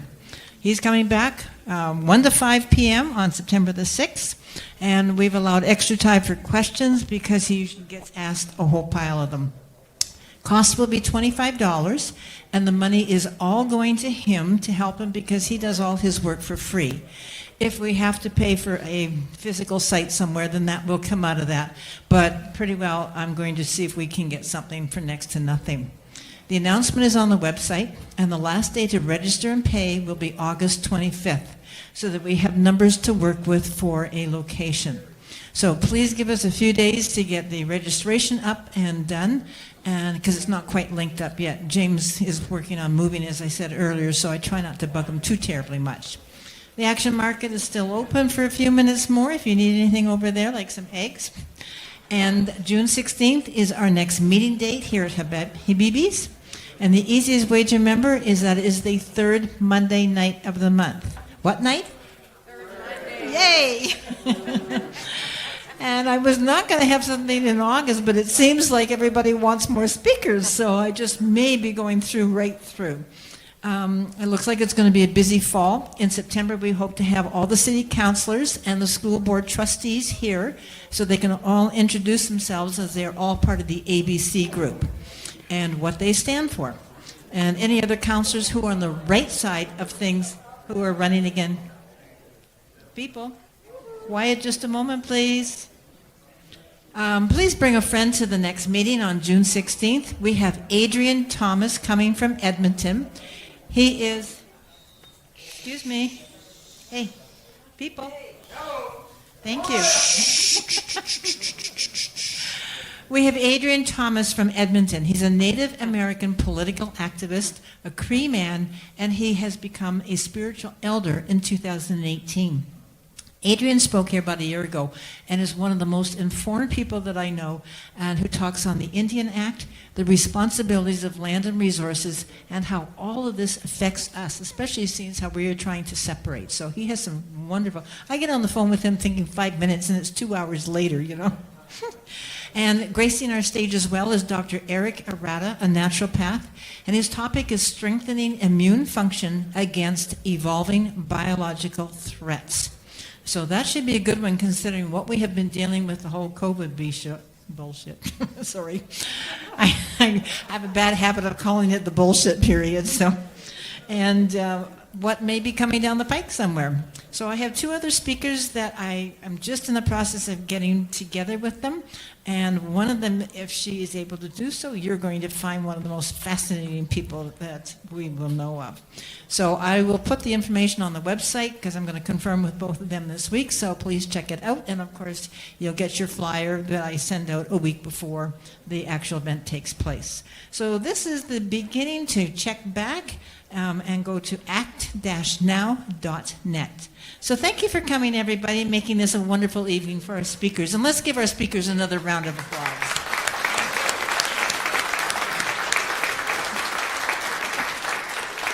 Safe drive home, and thank you for coming. By the way, some people were asking if this event is recorded. Yes, it's going to be on the Freedom Candor's social media account. So